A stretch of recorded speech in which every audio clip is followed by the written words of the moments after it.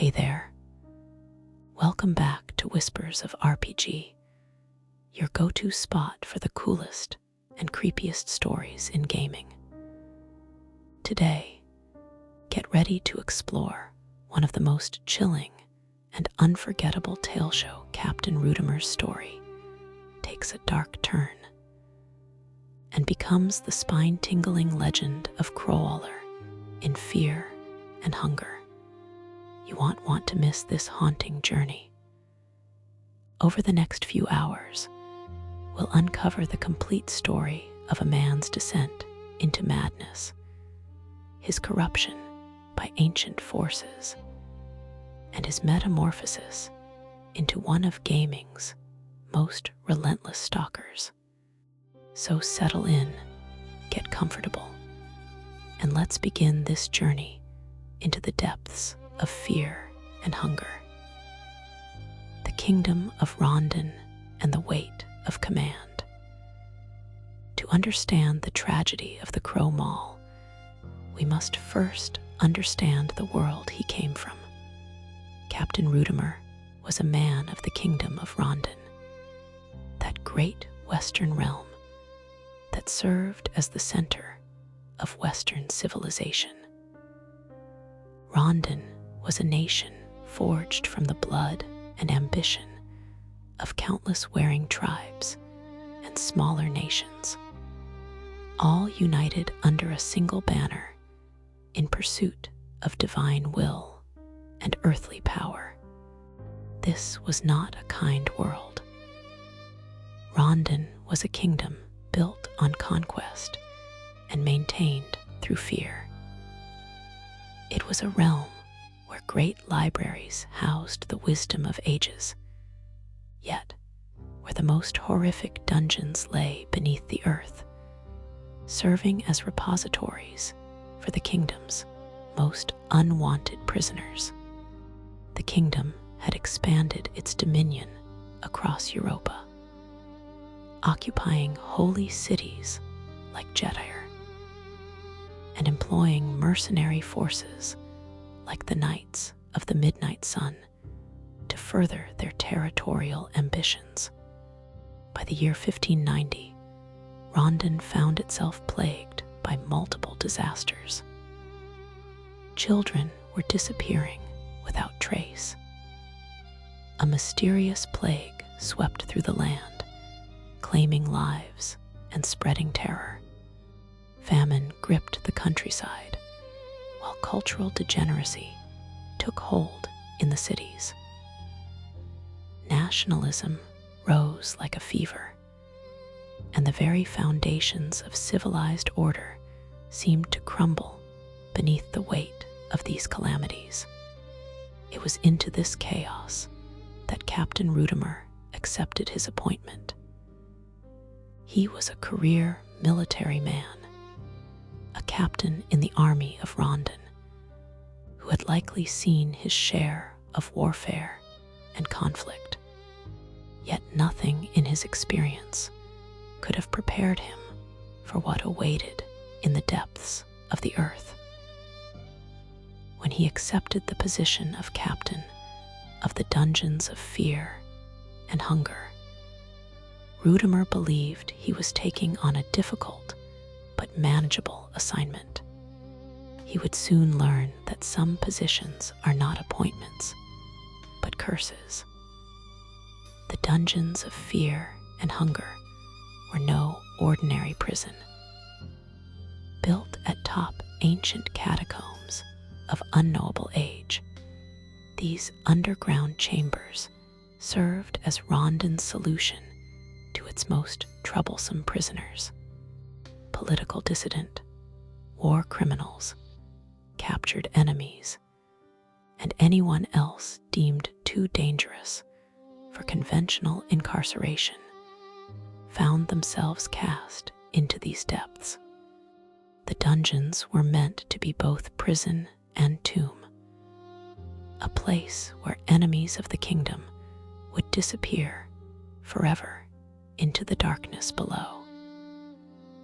Yet, even the architects of this system had lost control of their creation. By the time Rudimer arrived, the kingdom had already begun to lose its grip on the dungeons. Dark forces emanated from the ancient foundations, spreading their influence like a contagion through both stone and flesh. The darkness that seeped from these depths was not merely the absence of light. It was something far more malevolent, a presence that twisted minds and corrupted souls. The impossible task, when Captain Rudimer first descended into his new domain, he carried with him the naive confidence of a soldier, accustomed to bringing order through discipline and force. Military problems, in his experience, had military solutions. Insubordination could be crushed through punishment. Disorder could be corrected through structure. Chaos could be contained through strategy and willpower. He found instead a realm where conventional authority held no meaning. The dungeons existed in a state of constant entropy, where the normal rules of cause and effect seemed to bend and break. The very architecture of the place defied understanding, with passages that led to different destinations, depending on when they were traversed. Chambers that expanded and contracted according to unknowable principles, and corridors that seemed to whisper with voices of the long dead. From the beginning, Rudimer's diary entries reveal a man struggling against forces beyond his comprehension. In his first recorded entry, dated the 16th of January 1590, he writes of his growing concern about Troder, the dungeon's chief torturer. Troder was a figure who embodied everything wrong with the dungeons, a man who had once been a famed holy knight of Rondon, achieving great fame at a young age, only to fall into the darkness of sadistic cruelty. Rudimer describes witnessing Troder torture a child prisoner to such an extent that the victim himself more than he bled. The captain admits to fearing Troder to a certain degree, even contemplating whether the world would be better served if he simply killed the torturer with his blade. Yet even in these early days, Rudimer was already beginning to understand that the corruption in the dungeons ran deeper than any single individual. The soldiers under his command presented their own challenges. These were not the disciplined troops he had commanded in conventional warfare. The men stationed in the dungeons were either volunteers seeking to escape some terrible fate, criminals given the choice between service and execution, or simply those unlucky enough to be assigned to this forsaken post. They lived in constant fear, surrounded by darkness and the knowledge that they might never see the surface world again. Resources were perpetually scarce. Supply lines from the surface were unreliable, often cut off entirely for weeks at a time. Food spoiled in the damp conditions. Weapons rusted in the humid air. Medicine was virtually non-existent. Rudimer found himself making increasingly desperate decisions just to keep his men alive and functional. When soldiers died, whether from madness, suicide, or the countless dangers that lurked in the depths. Their bodies often became food for the survivors. This was not policy, but grim necessity, and it marked another step in the erosion of civilized order. By April 30th of 1590, Rudimer's second diary entry reveals a man already transformed by his experiences. The tone has shifted from concern to resignation. It was a mistake to take this position in these dungeons, he writes. It's next to impossible to keep any kind of order among troops here. There are powers at play here that we as mere mortals cannot fight against.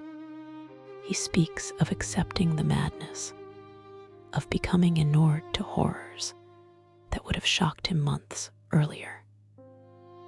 A naked prisoner crucified on a sacrificial statue with his guts hanging out has become just another day in the dungeons. When more and more troops commit suicide daily, his response is pragmatic rather than horrified. It simply means more food for those who remain.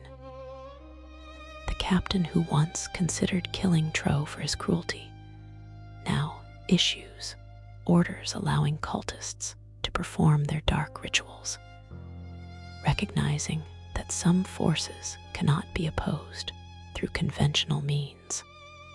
The ancient influence, the corruption affecting Rudimer and his men, was not random or natural. Based on what we know of the dungeon's construction, it emanated from the ancient catacombs upon which the prison had been built, structures that predated the kingdom of Rondon and possibly human civilization itself. These catacombs appear to have been remnants of ages when different powers ruled the earth, suggesting contact with beings that defied human understanding. The catacombs were connected to Mahabra, the ancient city of the gods, where reality operated according to different principles. This proximity could imply that anyone who spent time in the underground complex was exposed to influences that might reshape them in unpredictable ways, though the exact mechanisms of this corruption remain unclear from the available records. Among these old gods was the god of the depths, a vast entity whose body had become part of the very structure of the deeper dungeons. This being embodied revulsion and inescapable darkness, worshipped by forgotten creatures and outcasts who dwelt in perpetual shadow. The god of the depths was responsible for the ever-changing layout of the dungeons, reshaping passages and chambers to challenge and torment new visitors. Its influence crept upward through stone and soil, affecting everything it touched with madness and corruption. The presence of such entities in the foundations of the dungeons meant that every day spent in those depths was another day of exposure to forces that human minds were never meant to encounter. The guards and prisoners alike found themselves subjected to a slow but inexorable process of transformation. Some lost their sanity quickly, descending into gibbering madness or catatonic terror. Others, like Rudimer, maintained their rationality longer, but found their fundamental nature gradually altered by prolonged exposure to the darkness. The corruption was not merely psychological. was a process that affected mind, body, and soul simultaneously. Those who spent too long in the depths began to change in fundamental ways. Their thoughts became alien to themselves. Their bodies developed strange growths and mutations. Their souls were gradually hollowed out and filled with something else entirely. Something that served the purposes of the ancient powers that ruled the deep places of the earth.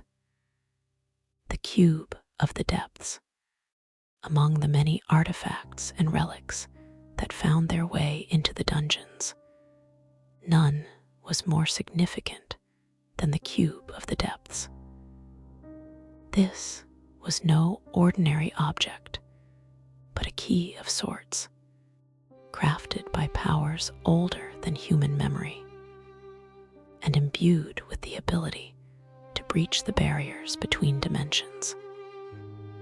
The cube served as both gateway and symbol, representing the god of the depths and its dominion over the spaces between worlds.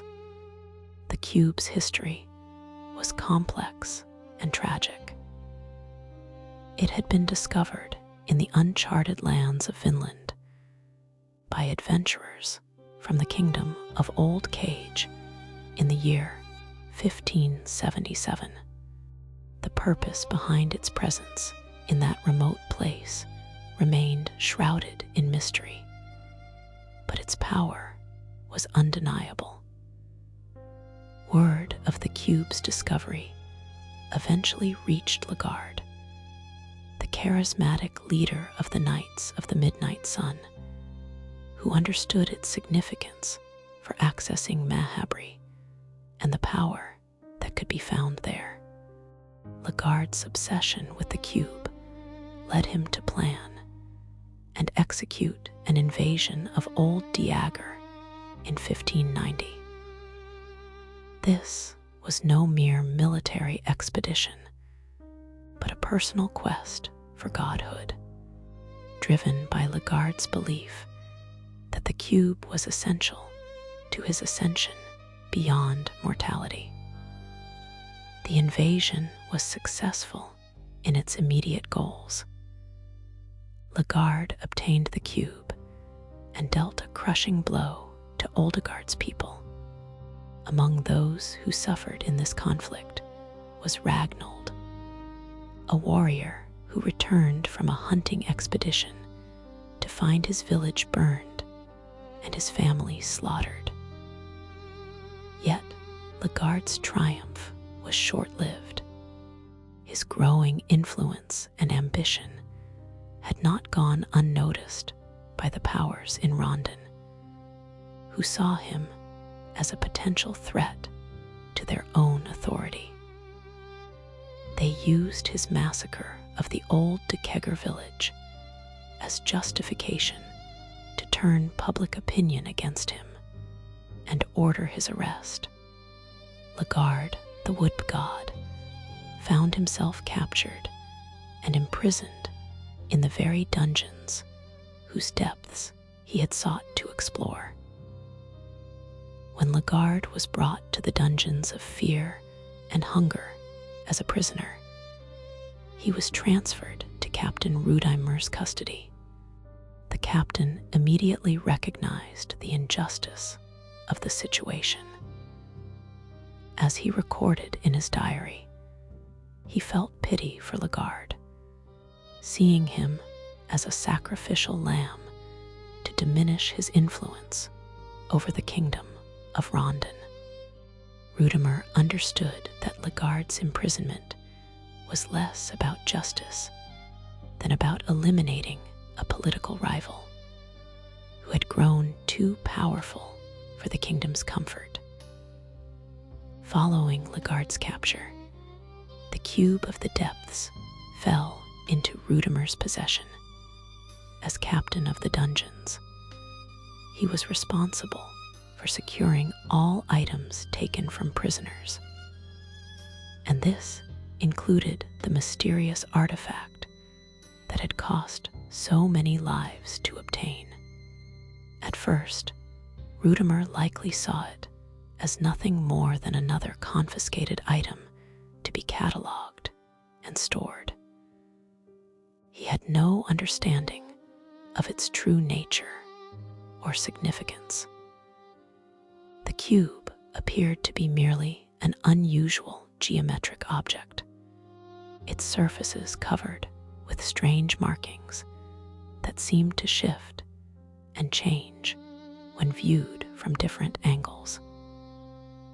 As conditions in the dungeons deteriorated and supplies dwindled to critical levels, Rudimer found himself facing impossible choices. His men were starving, equipment was failing, and the basic necessities of survival were becoming increasingly scarce. It was during this period of desperation that Rudimer made the fateful decision to trade the cube of the depths to the cave dwellers in exchange for food and supplies. The cave dwellers were among the most ancient inhabitants of the deep places beneath the dungeons. These creatures had long ago adapted to life in the perpetual darkness, developing their own crude civilization in the spaces between the physical world and the realm of the old gods. They were devout worshippers of the god of the depths, and they immediately recognized the cube's true nature and significance.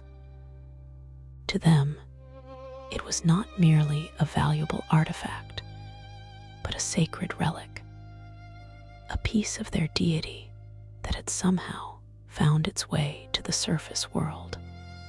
When Rudimer approached them with his desperate offer, the cave dwellers were more than willing to trade food and supplies for such a treasure. They placed the cube on a crude altar beside the dormant body of their god, treating it with the reverence due to a holy relic. For them, the trade was beyond profitable. They had acquired a piece of divine essence in exchange for mere material goods. For Rudimer, the trade seemed like a practical solution to an immediate problem. He had exchanged a mysterious object of unknown value for essential supplies that would keep his men alive for a while longer. He had no way of knowing that he had just given away one of the most powerful artifacts in existence, an item that could grant access to realms beyond human understanding. More importantly, he could not have foreseen that this act of desperation would mark the beginning of his final descent into madness and transformation. The descent into madness, the loss of the cube of the depths, marked a turning point in Rudimer's psychological state. Though the full implications would not become clear until much later. By August 5th of 1590, his third diary entry reveals a man haunted by visions and tormented by dreams that blurred the line between sleeping and waking consciousness. I've had feverish dreams for the longest time now. Rudimer writes in the dreams, the patterns on the walls, the cores of the crows, the swirling clouds, they haunt even my waking hours. I haven't had a moment of tranquility in months. It almost feels like the dreams become wilder as the madness in these dungeons grows ever more stronger. I don't know which is the result of which. Did the dreams come before the madness, or are the dreams results of the ever-ensuing chaos. Everything I see seems to remind me of the dream's otherworldly patterns. I swear the intestines of a gutted prisoner from yesterday took the very same shape. But when I try to describe its organic, ever-shaping pattern to scholars, or draw it down on this very paper, I fail to do so. Like a bonfire with flames reaching out to a night sky, so is its shape without a concrete form. These dreams suggest something far more sinister than ordinary nightmares. The patterns Rudimer describes could imply exposure to influences that existed beyond normal human perception. Visions that felt more real than reality itself. His inability to adequately describe or reproduce these patterns when awake points to experiences that transcended conventional understanding. The cause of crows featured prominently in these visions, though no crows lived in the depths of the dungeons. The sound echoed through his dreams and began to follow him into his waking hours, a constant reminder of something approaching that he could not name or understand. The patterns he saw defied description, shifting and changing like flames reaching toward a night sky. Beautiful and terrifying in their alien geometry, Rudimer recognized the dangerous nature of these visions. These shapes are dangerous without a doubt, he wrote, understanding on some level that exposure to such otherworldly imagery was fundamentally altering his perception of reality. Yet he was powerless to stop the process that had already begun.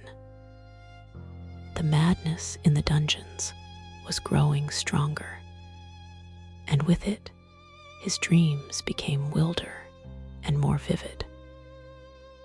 The captain found himself caught in a terrible cycle of uncertainty.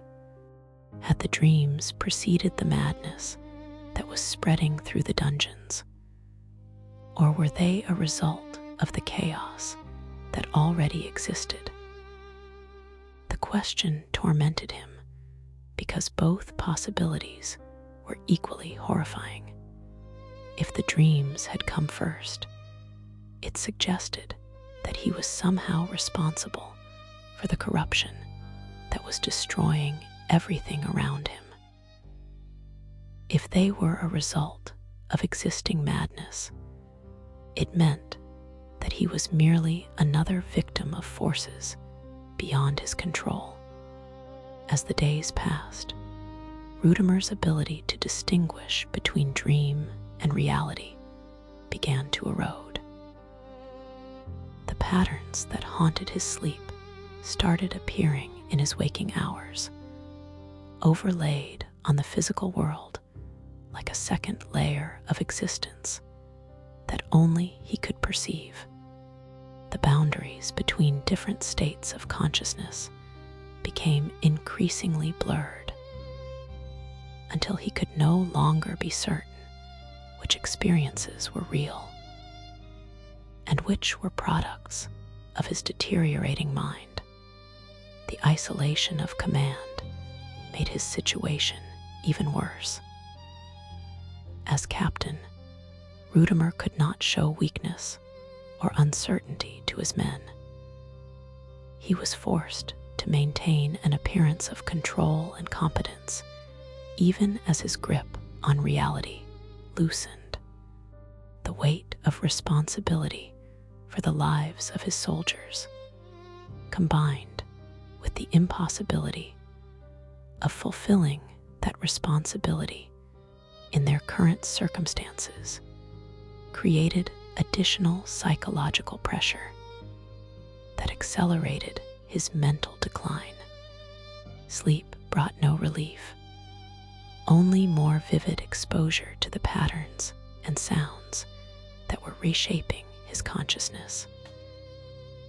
Waking hours were filled with the desperate attempt to perform his duties, while fighting off visions that seemed more real than the dungeon walls around him.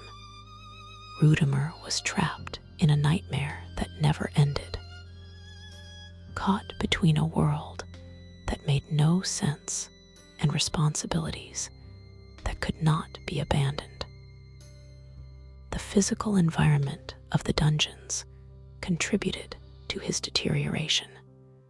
The constant dampness, the oppressive darkness, the sounds of suffering that echoed through the corridors. All of these factors worked together to create conditions that would challenge even the strongest mind. But Rudimer was facing more than environmental stress. He was being slowly consumed by forces that existed beyond the boundaries of normal human experience. Ancient powers that were remaking him according to their own incomprehensible purposes. The feverish dreams of transformation. As Rudimer's condition worsened, his final recorded diary entries became increasingly fragmented.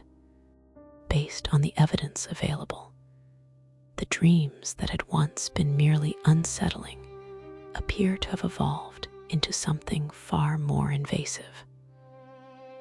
The crows that cred in his dreams were not simply birds, his writings suggest, but harbingers of a transformation that was already underway. From the final letter he sent to his brother, Sir Cyril, we can infer that Rudimer's mental state had deteriorated to the point where he could no longer maintain his position effectively. The exact contents of this letter are not recorded, but its impact was immediate. Sir Cyril interpreted it as a desperate call for help from a brother, trapped in circumstances beyond his ability to handle alone. These dreams were remarkably detailed and consistent, featuring the same otherworldly patterns that had first caught his attention months earlier. The geometric designs that he could never adequately describe seemed to be blueprints for his metamorphosis, templates that were being gradually imposed upon his physical and spiritual being. Each night brought new revelations about what he was becoming, though the full scope of the transformation remained hidden even from his dreaming mind. The patterns that appeared in his visions were not random, but purposeful, created by intelligences that operated according to principles foreign to human understanding. They represented a form of knowledge that could not be safely absorbed by mortal minds. Information that transformed the very act of perceiving it. Rudimer was being exposed to truths about the nature of reality that human consciousness was not equipped to handle, and the exposure was gradually remaking him into something capable of existing in harmony with those truths. The physical symptoms of his transformation began to manifest even as he struggled to maintain his human identity. Rudimer noticed changes in his body that he could not explain or deny. His skin became tougher and more resilient. His muscles grew denser and stronger.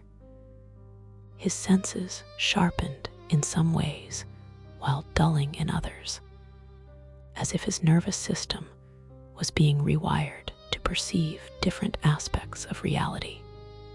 Most disturbing of all were the changes to his hands and arms. Rudimer began to notice that his left arm was becoming something else entirely. The flesh and bone gradually metamorphosing into a weapon-like appendage.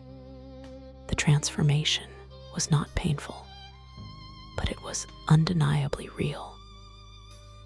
A physical manifestation of the corruption that was spreading through every aspect of his being. The captain's attempts to document these changes in his diary became increasingly erratic. His handwriting grew more irregular, his thoughts more fragmented. The precise military language that had characterized his early entries gave way to disjointed observations and half-formed insights that captured only fragments of his deteriorating condition. Reading these later entries is like watching someone slowly disappear, their human personality being gradually overwritten by something alien and hostile. Yet, even as Rudimer lost his grip on his human identity, he retained enough awareness to understand what was happening to him. This partial consciousness of his own transformation made the process even more horrifying. He was not simply going mad in a conventional sense, but was being systematically rebuilt according to the specifications of powers that viewed human nature as raw material to be shaped according to their purposes. The final letters and the rescue mission. As Rudimer's transformation accelerated, he managed to send one final communication to the outside world. In a moment of clarity, or perhaps as a last desperate act of his fading humanity, he wrote a letter to his brother Cyril, a gaunt knight of the Royal Guard of Rondon. The exact contents of this letter are not recorded, but its impact was immediate and profound. Cyril interpreted the letter as a call for help, a plea from his brother, who was trapped in circumstances beyond his ability to handle alone. The knight immediately brought the matter to the attention of higher authorities in Rondon, describing the dire situation in the dungeons and requesting permission to mount a rescue mission. The kingdom, perhaps motivated by a concern for one of their officers, or simply by curiosity about what had gone wrong in their infamous prison, agreed to dispatch a rescue party. The team assembled for this mission represented some of the finest individuals that Rondon could provide.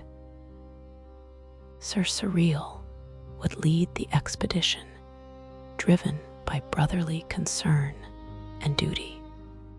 Lord Ludwig Buckman, the portly crowned prince of Rondon himself, volunteered to join the mission, perhaps seeking adventure or glory, or simply driven by genuine concern for a loyal servant of the kingdom. The female knight Jean, whose prowess in battle was legendary throughout the realm, added her skills to the group.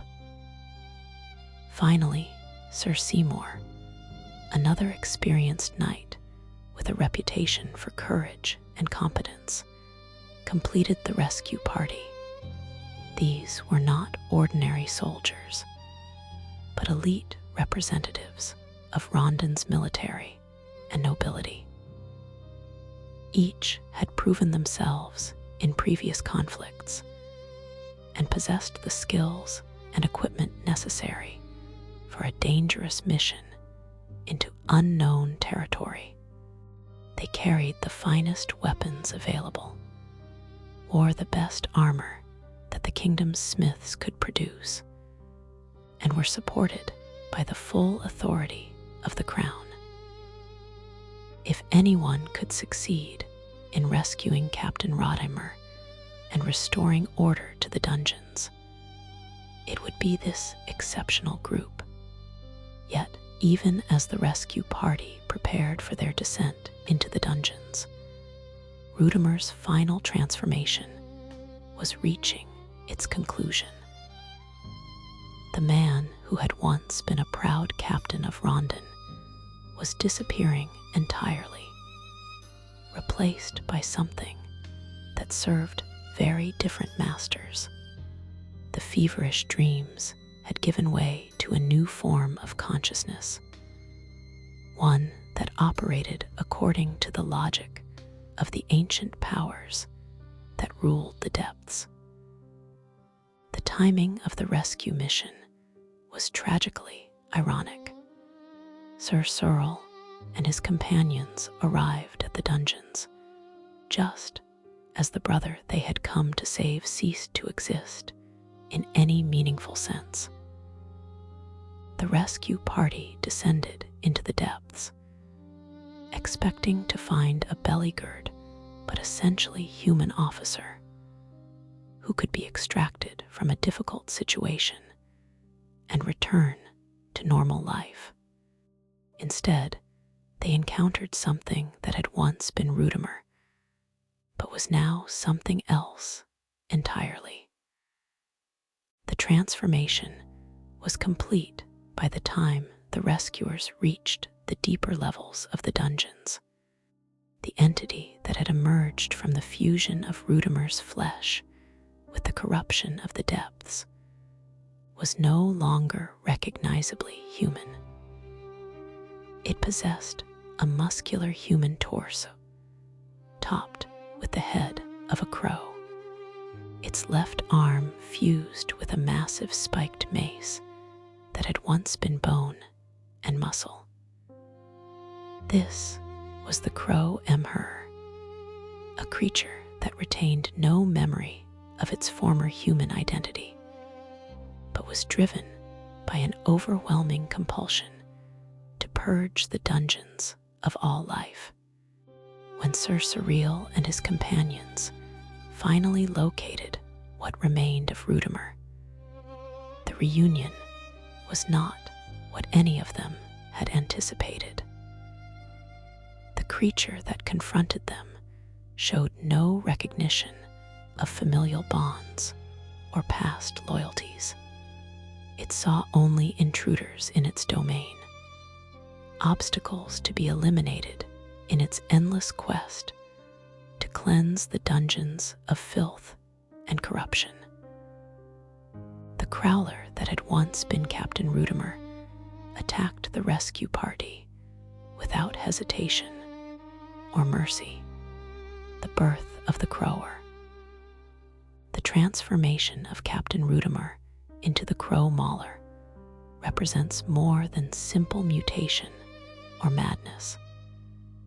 Based on the creature's behavior and the circumstances of its creation, this appears to have been a fundamental alteration of his essential nature, replacing his human consciousness with something that served very different purposes. The creature that emerged retained the physical strength and military training of its former self, while gaining capabilities that transcended human limitations. The Crow Mauler's physical form suggests perfect adaptation for its new role.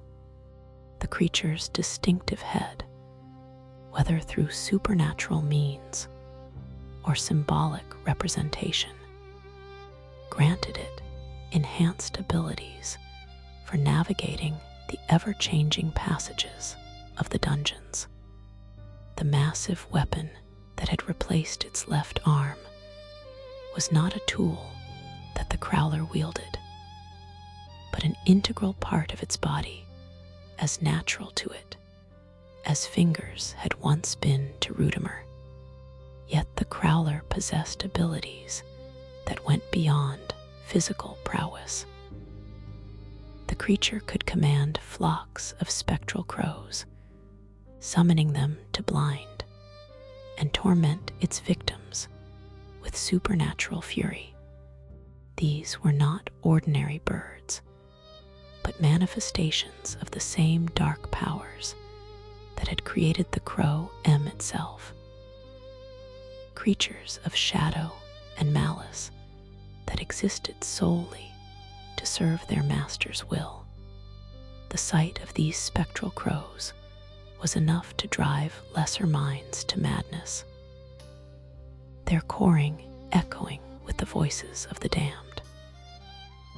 The Crow Mauler's connection to the ancient powers beneath the dungeons granted it an intimate knowledge of the complex passages and chambers that made up its domain.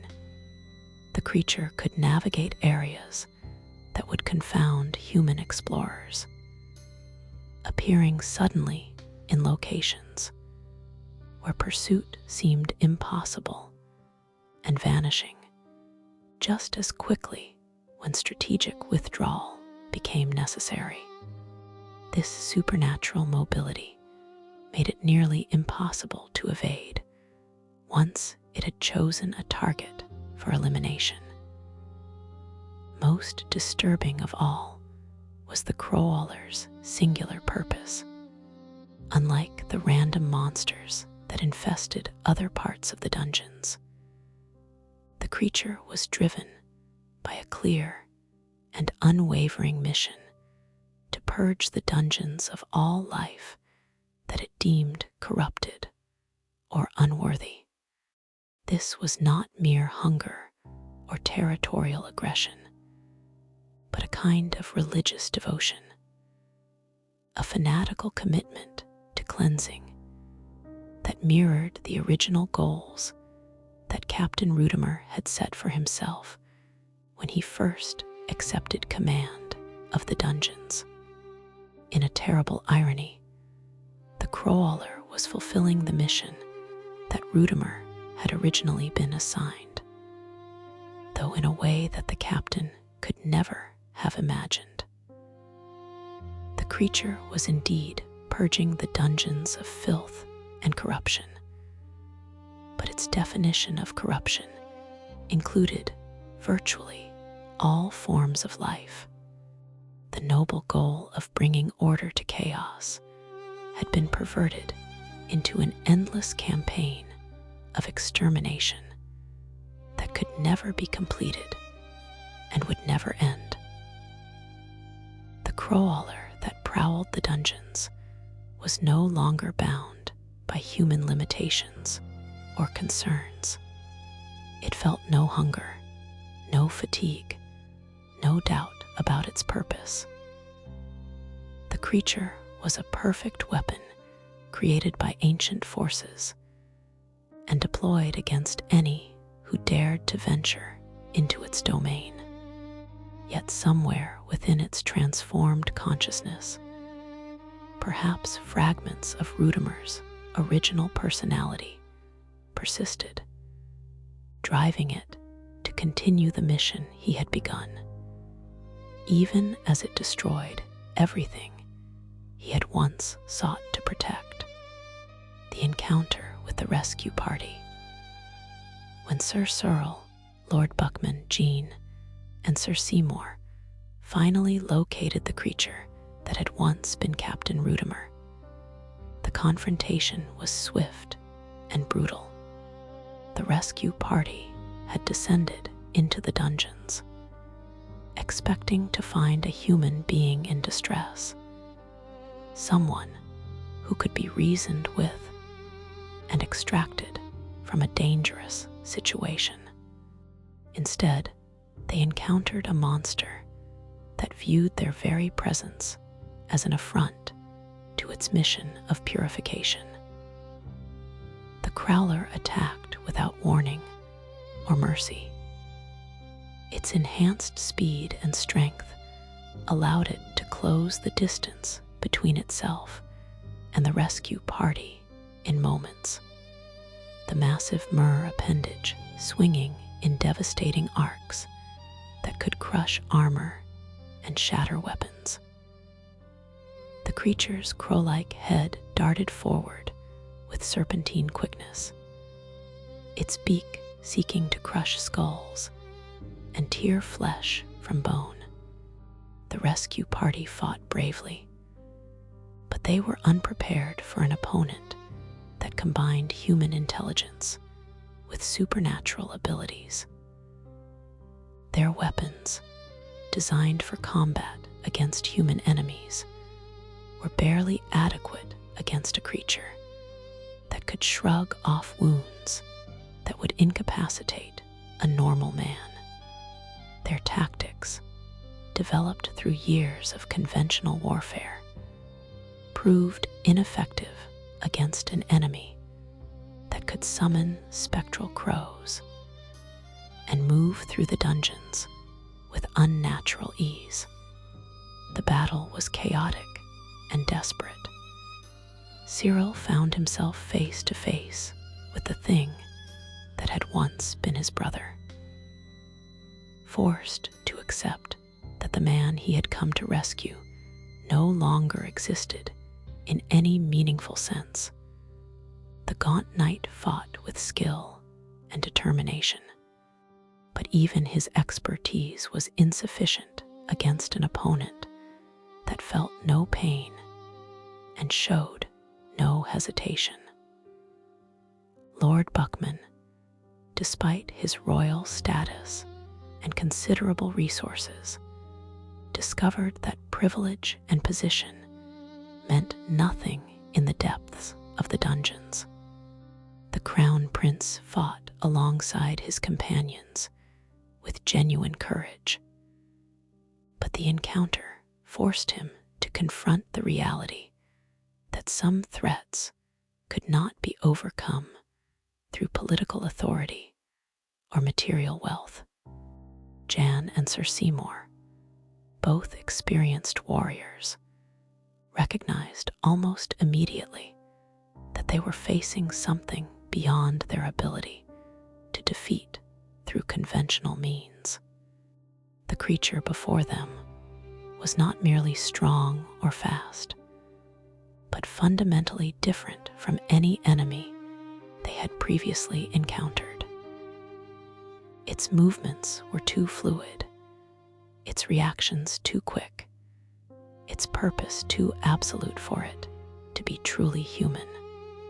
The rescue party was forced to retreat, abandoning their original mission in favor of simple survival. They had come to save Captain Rudimer, but the man they sought to rescue no longer existed. In his place was a creature that embodied everything wrong with the dungeons. A monster that had been created through the very corruption they had hoped to eliminate. The encounter scattered the rescue party throughout the dungeons. Lord Buckman found himself separated from his companions, struggling to survive in passages that seemed to shift and change according to no logical pattern. The Crown Prince, accustomed to the comforts and certainties of palace life, was forced to confront the harsh reality that his royal blood offered no protection against the horrors that dwelt in the depths. Cyril, devastated by the loss of his brother and the failure of their mission, was left to grapple with the knowledge that he had been too late to save the man he had come to rescue. The gaunt knight carried this burden with him as he sought to escape the dungeons and return to the surface world. Forever changed by the encounter with the creature that had once been his family, the Crow Mauler's domain. In the aftermath of the rescue party's defeat, the Crow Mauler established itself as the undisputed predator of the dungeon's upper levels. The creature moved through its domain with purpose and intelligence, patrolling passages and chambers according to patterns that only it understood, unlike the random monsters that infested other areas of the dungeons. The Crower was methodical in its approach to purification, systematically eliminating any life that dared to enter its territory. The creature's preferred hunting ground was the area around the crow bed, a simple sleeping place located near a statue of a woman with a crow. This bed represented both sanctuary and trap for desperate dungeon explorers, offering the promise of rest while concealing the danger that waited nearby. The Crowler seemed to understand the psychological need for safety that drove exhausted adventurers to seek out such resting places, and it used this knowledge to position itself for maximum effectiveness. The bed itself carried an aura of menace that warned sensitive individuals of the danger lurking nearby. Those who slept there for the first time might experience the sensation of being watched, an uncomfortable awareness that something was observing them from the shadows. This feeling would intensify with each subsequent rest, until the very act of lying down became an exercise in terror. The Crow Mauler's hunting strategy revealed the intelligence that it had inherited from its human origins. Rather than simply attacking any target that presented itself, the creature employed patience and cunning to maximize the fear and suffering of its victims. It would allow intruders to discover the bed and experience a single night of relatively peaceful rest, lulling them into a false sense of security.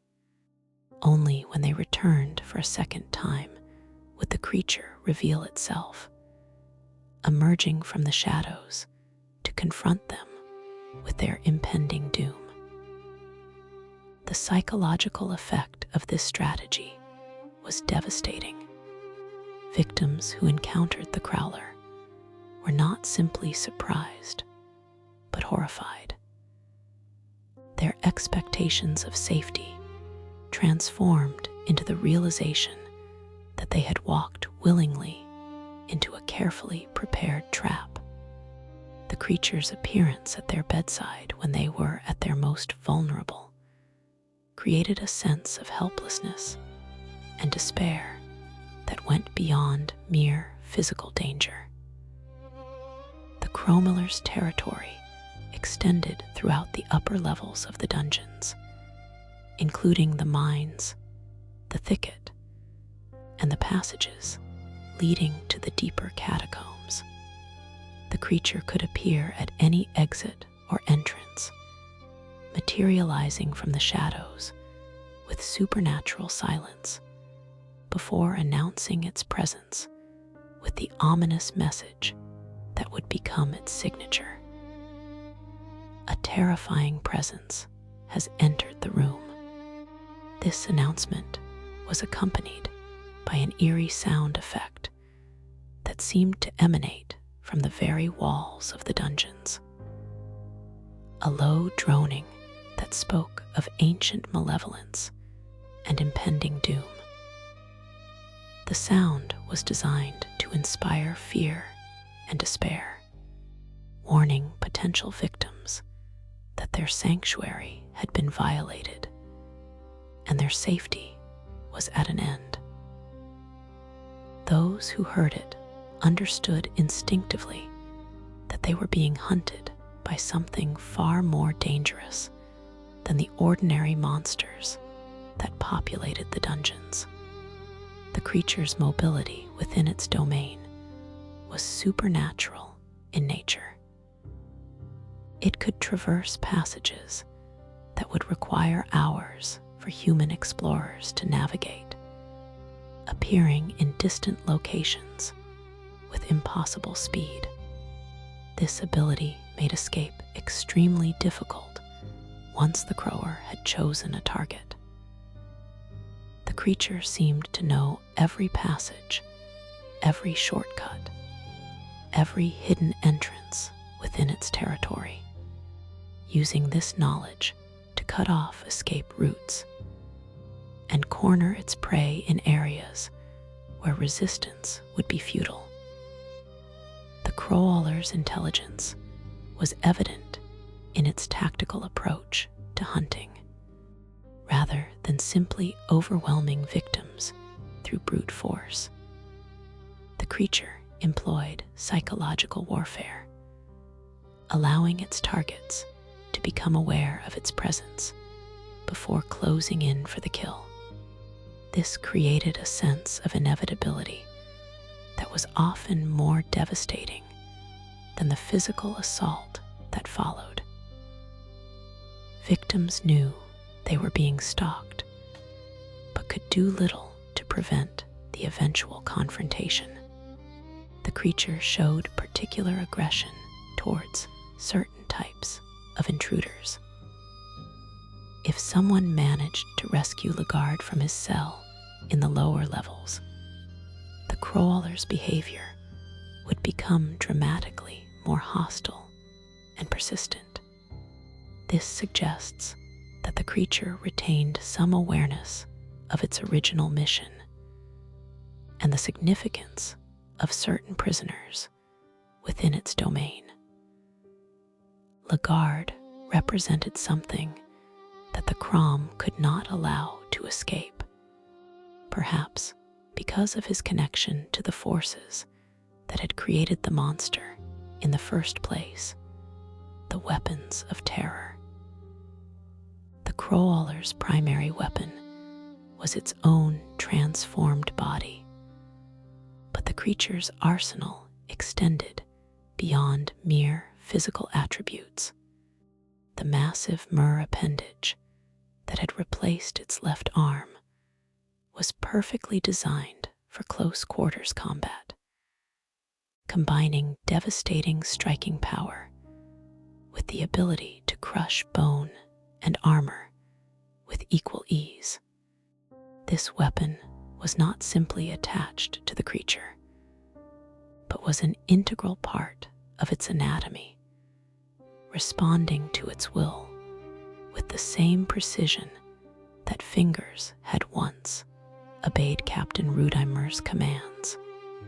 The mur was a horrifying fusion of bone, muscle, and supernatural force. Its surface was studded with spikes and projections that could tear flesh and puncture armor, while its core possessed the density and hardness of stone. The weapon could deliver crushing blows that would shatter shields and demolish defensive positions. But it was equally effective for more precise attacks that could target specific body parts or exploit weaknesses in an opponent's defenses. The creature's beak represented its most feared weapon, capable of delivering instant death through a technique known simply as peck. This attack involved the Crow Mauler's crow-like head darting forward with incredible speed and precision, the massive beak clamping down on a victim's skull and crushing it instantly. The attack was so swift and devastating that even experienced warriors could be killed before they had time to react or defend themselves.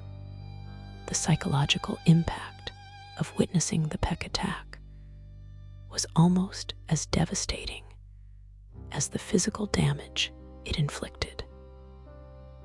Companions who saw their allies decapitated in this manner often found themselves paralyzed by terror, unable to function effectively in the remainder of the battle. The knowledge that any member of their party could be killed instantly created a sense of hopelessness that made coordinated resistance nearly impossible. The Crow Mauler could also summon flocks of spectral crows to assist in combat, manifestations of dark power that existed solely to serve their master's will. These creatures were not bound by the limitations of physical birds, but could pass through solid matter and attack from impossible angles. Their primary purpose was to blind opponents by clawing at their eyes, creating lasting damage that would handicap victims even if they managed to survive the immediate encounter. The spectral crow's attack, known as Flock of Crows, was particularly insidious because it could cause permanent blindness. Victims who suffered this fate would find their vision completely eliminated, the screen of their perception turning pitch black and remaining that way for the rest of their existence. This was not merely a temporary incapacitation, but a fundamental alteration of their sensory capabilities that could never be reversed through conventional means. The combination of instant kill potential and permanent disability made the Crow Mauler one of the most feared opponents in the entire dungeon complex. Even parties that managed to defeat the creature often paid a terrible price in terms of dead or permanently maimed companions. The knowledge that any encounter with the Crower could result in such devastating consequences made most explorers desperate to avoid confrontation altogether. Yet the creature's most terrifying weapon was perhaps its relentless persistence. Unlike other monsters that might lose interest or become distracted, the Crow Mauler would continue to pursue chosen targets with mechanical determination. It felt no fatigue, no doubt, no mercy. Once it had decided that something needed to be purged from its domain, it would continue the hunt until either it or its target was destroyed.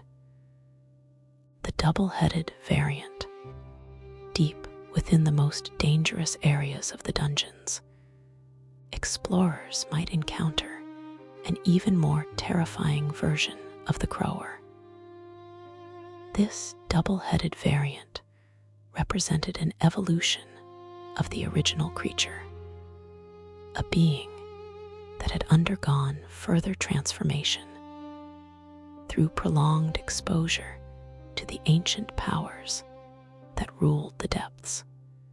The double-headed Crower was found in the Gauntlet, the most challenging area of the entire dungeon complex, where reality itself seemed to break down under the weight of accumulated malevolence. The appearance of this enhanced version suggested that the transformation process that had created the original Crower was not a single event, but an ongoing evolution. The creature was continuing to change, becoming more perfectly adapted to its role as an agent of the depths with each passing year. The addition of a second head doubled its sensory capabilities and allowed it to maintain awareness of its surroundings from multiple perspectives simultaneously.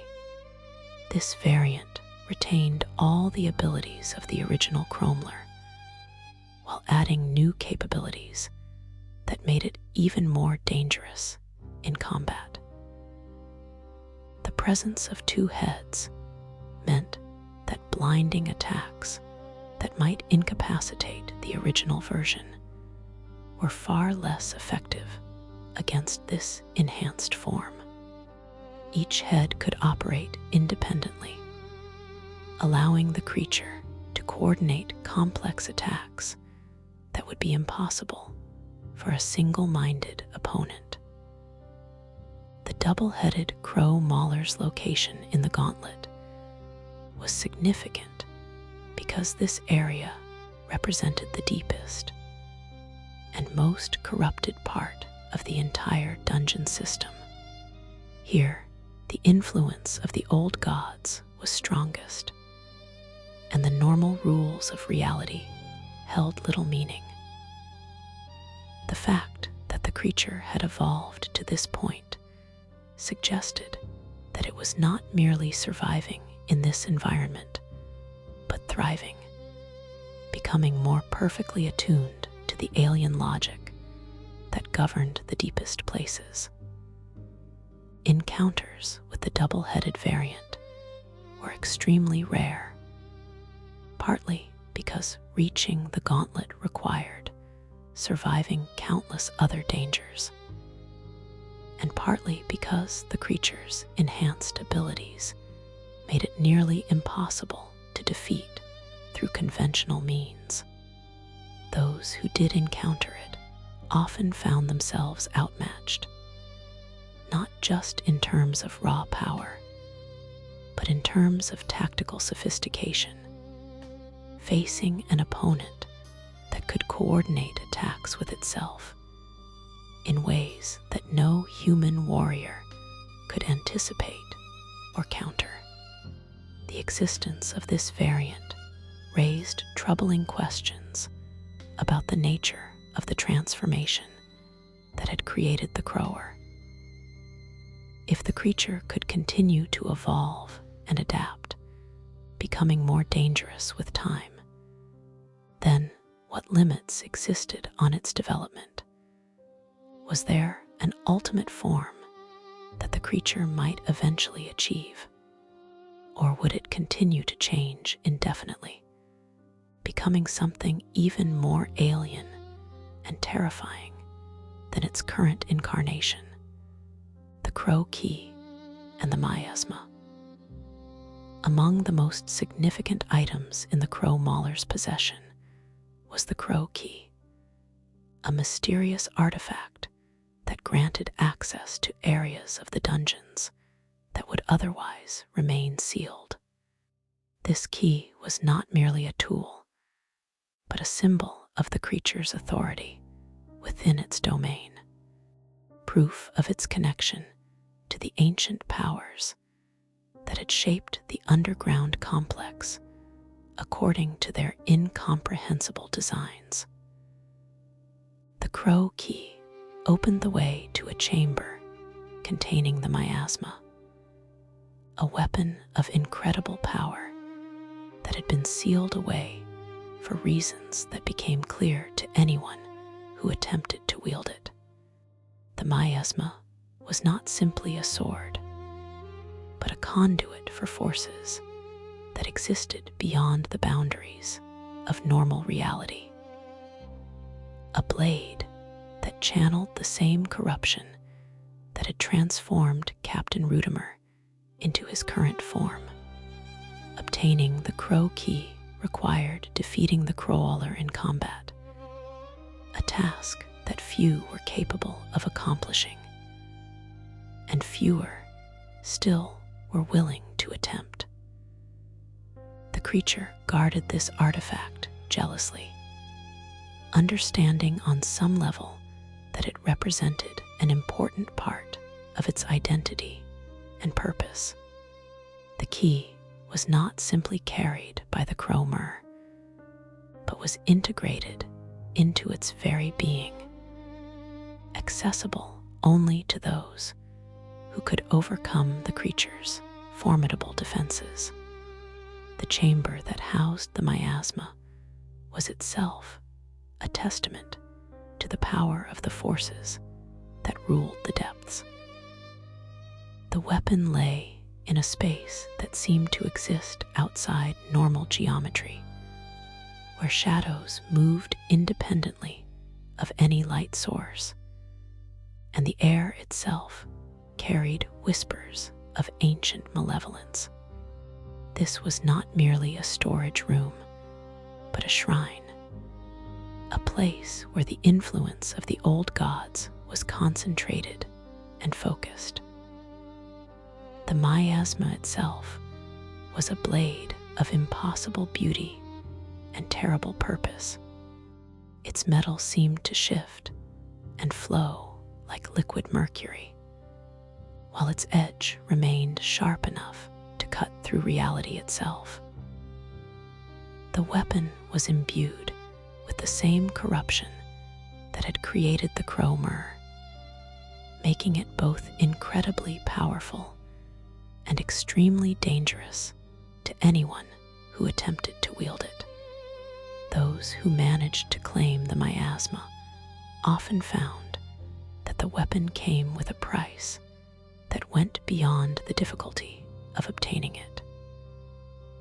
The blade seemed to have a will of its own, influencing the thoughts and actions of its wielder in subtle but persistent ways. Extended use of the weapon could lead to the same kind of transformation that had created the Crow Mauler, gradually corrupting the user until they became something other than human. The connection between the crow, the miasma, and the Crowler itself suggested a deeper relationship between these elements than simple coincidence. The creature was not merely guarding a random artifact, but was protecting something that was fundamentally connected to its own nature and purpose. The key and the weapon it unlocked were part of the same system that had created the monster, tools, and guardians in a larger design that served the purposes of the ancient powers beneath the earth. The persistence of the hunt, one of the Crow Mauler's most terrifying characteristics, was its absolute persistence in pursuing chosen targets. Unlike other creatures that might lose interest or become distracted by new stimuli, the Crow Mauler would continue its hunt with mechanical determination that bordered on the supernatural. This persistence was not driven by hunger, anger, or any other recognizable emotion, but by a compulsion that seemed to be hardwired into the creature's fundamental nature. The pursuit could continue for days or even weeks, with the crower tracking its targets through passages and chambers that stretched for miles beneath the earth. The creature never seemed to tire or become discouraged, maintaining the same level of intensity and focus throughout the entire hunt. This created a psychological pressure on its victims that was often more devastating than any physical attack, wearing down their resistance through the constant knowledge that they were being stalked by an implacable enemy. The Crow Mauler's tracking abilities appeared to transcend normal sensory limitations. Even when targets managed to put significant distance between themselves and the creature, it would continue to follow their trail with unerring accuracy. The monster seemed capable of sensing the presence of intruders in its domain, regardless of how well they concealed themselves or how carefully they moved through the shadows. This supernatural tracking ability made traditional evasion tactics largely ineffective against the creature.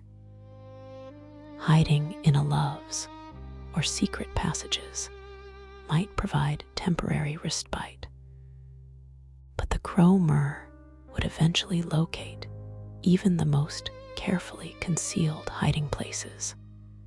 The creature's persistence meant that any confrontation was merely delayed, not avoided, creating a sense of inevitable doom that could drive victims to despair long before the actual battle took place. The psychological warfare aspect of the Crow Mauler's hunting strategy was particularly insidious. The creature seemed to understand that the anticipation of violence could be more damaging than violence itself, and it used this knowledge to maximize the suffering of its victims. By maintaining a constant but not immediate threat, the Crow Mauler could force its targets to exist in a state of perpetual terror that would gradually erode their sanity and fighting effectiveness. The persistence of the hunt also revealed something about the nature of the creature's mission. The Crow Mauler was not simply defending its territory against casual intruders, but was actively working to eliminate specific threats to its domain. The creature's behavior suggested that it possessed some form of supernatural awareness that allowed it to identify individuals who posed particular dangers to the stability of its underground realm. This selective targeting implied that the Crow Mauler retained some form of intelligence and judgment, qualities that distinguished it from the mindless monsters that populated other areas of the dungeons. The creature was not simply killing everything it encountered, but was making strategic decisions about which targets deserve the full focus of its attention and which could be dealt with through more conventional means. The legacy of Captain Rudimer. The transformation of Captain Rudimer into the Crow Mauler represented more than the corruption of a single individual. It was a symbol of the broader failure of human institutions when confronted with forces that existed beyond the boundaries of normal understanding. Rudimer had been a competent officer, a man with the training and experience necessary to handle difficult military assignments. Yet, he had been completely overwhelmed by the circumstances he encountered in the dungeons. The captain's fate served as a warning about the dangers of exposing human minds to influences that they were not equipped to handle. The gradual process of transformation that had consumed Rudimer could potentially affect anyone who spent too much time in contact with the ancient powers that ruled the depths. His corruption was not the result of moral weakness or character flaws, but was the inevitable consequence of prolonged exposure to forces that could remake reality according to their own incomprehensible designs. The existence of the Crow Mauler also raised disturbing questions about the nature of identity and consciousness. Was any part of Captain Rudimer still present within the creature, trapped unaware of what he had become? Or had the transformation been so complete that nothing of the original man remained? The answer to these questions had profound implications for understanding the true horror of what had occurred in the depths of the dungeons. Some evidence suggested that fragments of Rudimer's original personality might have survived the transformation, manifesting as the creature's obsessive dedication to purging the dungeons of corruption. This mission, while perverted beyond recognition, bore a resemblance to the goals that the captain had originally set for himself when he first accepted command of the facility. The Crow Mauler's behavior could be interpreted as a grotesque fulfillment of duties that Rudimer had been unable to complete in his human form. The tragedy of the captain's fate was compounded by the knowledge that his transformation had been preventable.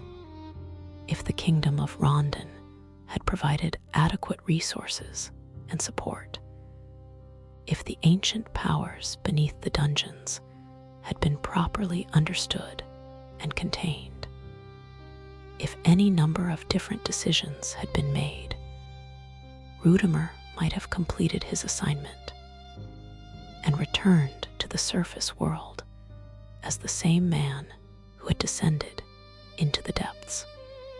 Instead, his fate served as a testament to the price of human hubris and ignorance. The kingdom of Rondon had established their dungeons at top ancient catacombs without understanding what they were dealing with, creating a situation that was destined to end in tragedy. Captain Rudimer was simply the most visible victim of a system that was fundamentally flawed from its inception.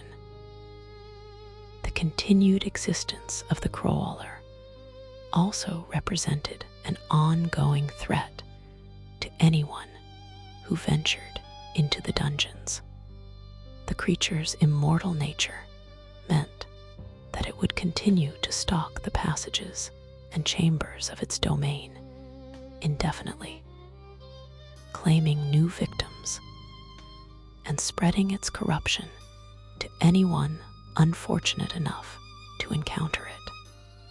The monster that had once been Captain Rudimer had become a permanent part of the dungeon's ecosystem, a predator that would never rest and never die. The appearance in Fear and Hunger 2, Terina, the story of the Crow Mauler, did not end with the events of the original Fear and Hunger.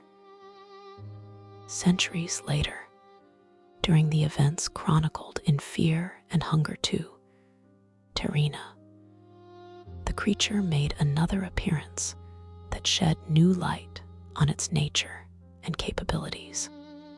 In 1942, during an expedition led by Hadal Azy, the scholar Asar encountered the former captain in circumstances that revealed the truly immortal nature of the monster. This encounter took place during what appeared to be a routine exploration of the dungeons, though by this time the underground complex had taken on new significance in the broader context of the world's ongoing transformation. The fact that the Crow Mauler was still active after more than 3 centuries demonstrated that the creature existed outside the normal boundaries of time and mortality, sustained by the same ancient powers that had created it in the first place. Asar's meeting with the Crowler was brief, but significant. The scholar found the creature imprisoned within a cell, though the circumstances of its confinement remained unclear. Whether the monster had been deliberately contained by some unknown force, or had simply become trapped through the ever-changing nature of the dungeon's architecture, was never determined. What was clear was that the creature retained all of its original power and malevolence, despite centuries of apparent inactivity. The encounter ended with the collapse of a bridge under the crow's weight, an event that seemed to imply the creature's destruction. However, given the supernatural nature of the monster and its demonstrated ability to survive seemingly impossible circumstances, the question of whether this represented a true end to its existence remained open. The Crow Mauler had already proven itself capable of enduring far beyond the normal lifespan of any mortal creature, and there was little reason to believe that a simple fall would be sufficient to destroy something that had been created by the power of the old gods themselves. This appearance in Terminina also provided insight into the broader context of the crow's existence. The creature was not simply a local threat confined to the dungeons, but was part of a larger pattern of corruption and transformation that affected the entire world. The same forces that had created the monster were still active centuries later, continuing to influence events and shape the destiny of humanity according to their incomprehensible purposes. The fact that Asar, a scholar dedicated to understanding the mysteries of the world, chose to avoid direct confrontation with the Crow Mauler, spoke to the creature's reputation and the danger it represented. Even someone with extensive knowledge of the supernatural threats that plagued the world recognized that the monster was beyond his ability to handle safely. This suggested that the Crow Mauler's fearsome reputation had persisted across the centuries, becoming part of the accumulated wisdom that guided those who sought to navigate the dangerous realities of their transformed world. The symbolism and inspiration. The Crowler's design and behavior drew inspiration from various sources in horror fiction.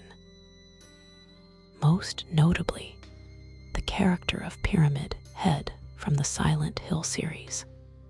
Both creatures served as relentless stalkers who pursued protagonists through labyrinthine environments, using psychological terror as much as physical violence to create an atmosphere of inescapable dread.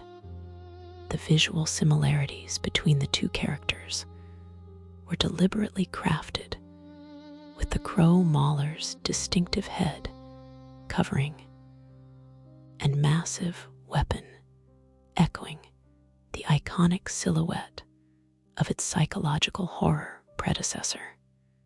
However, the Crow Mauler was more than simply an homage to existing horror icons.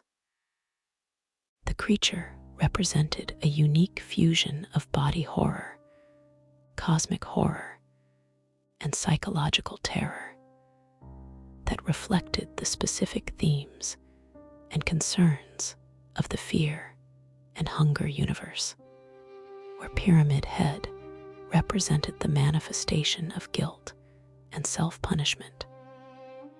The Crower embodied the corruption of duty and the transformation of noble purpose into monstrous compulsion. The crow symbolism that gave the creature its name carried multiple layers of meaning within the context of the fear and hunger mythology. Crows were traditionally associated with death, prophecy, and the boundary between the world of the living and the realm of the dead. In many cultures, these birds served as messengers of the gods or harbingers of significant change. Roles that resonated with the crow's function as an agent of the ancient powers that ruled the depths. The transformation of a human head into that of a crow also represented the corruption of human perception and judgment. Captain Rudimer's human eyes and brain, which had once allowed him to perceive reality in recognizably human terms, had been replaced with organs that operated according to the logic of the old gods. The creature saw the world through inhuman senses, interpreting events and making decisions according to principles that no human mind could fully comprehend. The mechanical nature of the creature's behavior, its relentless pursuit of purification, regardless of the cost in human life, reflected themes of dehumanization and the corruption of institutional authority. The Crow Mauler had once been a representative of organized society, a man charged with maintaining order and protecting the innocent. Its transformation into a monster that served only the purposes of ancient malevolence represented the ultimate failure of human systems when confronted with forces beyond their understanding or control. The creature's immortal nature and its persistence across centuries also spoke to themes of eternal punishment and the inescapable consequences of contact with powers that existed beyond human comprehension. The Crow Mauler was condemned to continue its mission of purification forever, trapped in a cycle of violence that could never be completed and would never end. This represented a form of hell that was perhaps more terrible than simple destruction, an existence that preserved consciousness while stripping away everything that made that consciousness recognizably human. The tactical challenge. From a gameplay perspective, the Crow Mauler represented one of the most challenging and memorable encounters in the entire fear and hunger experience. The creature's ability to appear suddenly and without warning created a constant sense of tension that pervaded every moment spent exploring its domain. Players could never feel completely safe, knowing that any rest or moment of inattention might trigger the appearance of the monster and the beginning of a potentially fatal confrontation. The Crow Mauler's combat abilities were designed to create genuine fear and uncertainty in players. The creature's instant kill peek attack meant that any member of the player's party could be eliminated without warning, forcing careful tactical planning and the acceptance that some losses might be unavoidable. This created a level of tension that was rare in gaming, where players were accustomed to being able to reload saves and retry difficult encounters until they achieved perfect results. The permanent blindness that could result from the creature's flock of crows' attack added another layer of consequence to any encounter. Players who suffered this fate would find their gameplay experience fundamentally altered, forced to navigate the remainder of the game in complete darkness. This was not simply a temporary setback, but a permanent change that would affect every aspect of their journey through the dungeons. The strategic elements of fighting the Crower required players to understand the creature's weaknesses and exploit them through careful preparation and tactical execution. Blinding the creature's heads with certain items could prevent its most devastating attacks. But this required advanced knowledge and the foresight to carry the appropriate tools. The combat system rewarded players who took the time to understand their enemy and plan accordingly, while punishing those who relied solely on reflexes and raw power. The creature's role as a stalker added a unique dynamic to the game that distinguished it from more conventional boss encounters. Rather than facing the Crow Mauler in a designated arena at a predetermined time, players had to deal with the constant possibility of its appearance throughout their exploration of the dungeons. This created a persistent psychological pressure that affected decision and risk assessment in ways that extended far beyond the actual combat encounters. The optional nature of the fight with the Crow Mauler meant that players could potentially complete the game without ever facing the creature directly. Though this required significant skill and knowledge to accomplish, the rewards for defeating the monster were substantial, including access to powerful equipment and areas that would otherwise remain sealed. But the risks were equally significant. This risk-reward calculation forced players to carefully consider their capabilities and goals before deciding whether to seek out or avoid confrontation with the creature. The psychological horror, the true horror of the Crower, lay not simply in its physical capabilities, but in what it represented on a psychological level. The creature embodied the fear of transformation, the terror of losing one's essential humanity through contact with forces beyond understanding or control. Captain Rudimer's gradual metamorphosis into the monster served as a cautionary tale about the fragility of human identity when confronted with cosmic horror. The process of transformation was particularly disturbing because it was gradual rather than sudden.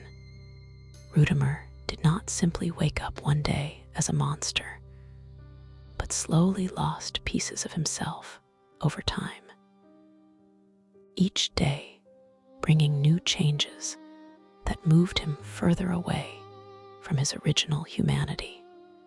This progression created a sense of inevitability that was more terrifying than any sudden shock.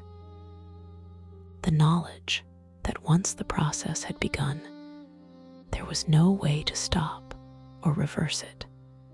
The creature's retention of its original mission added another layer of psychological horror to its existence.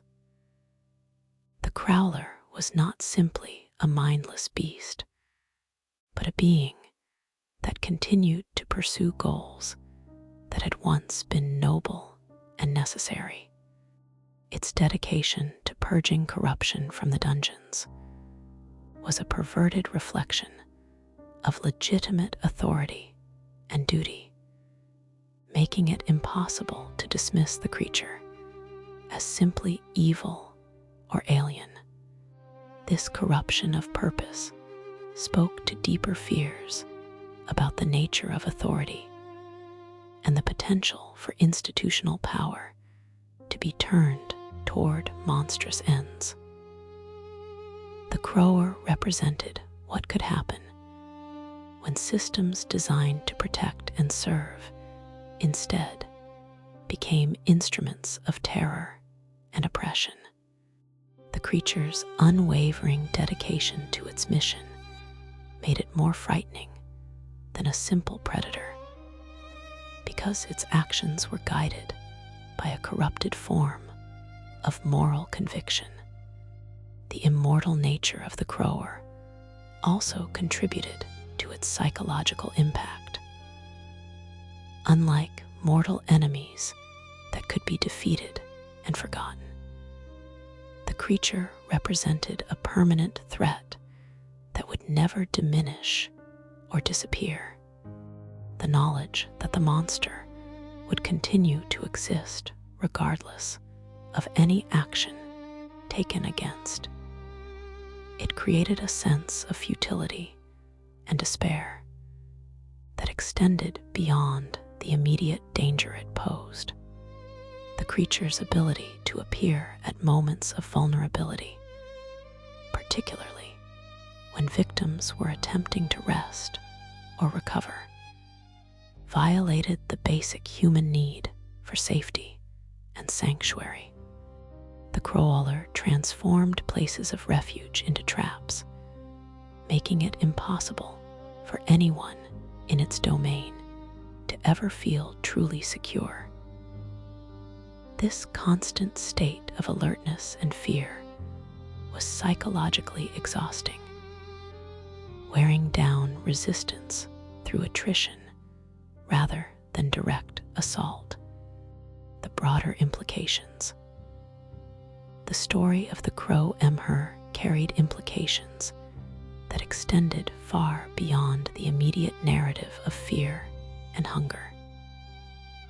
The creature's existence raised questions about the nature of reality itself and humanity's place within a cosmos that operated according to principles that were fundamentally hostile to human understanding and survival.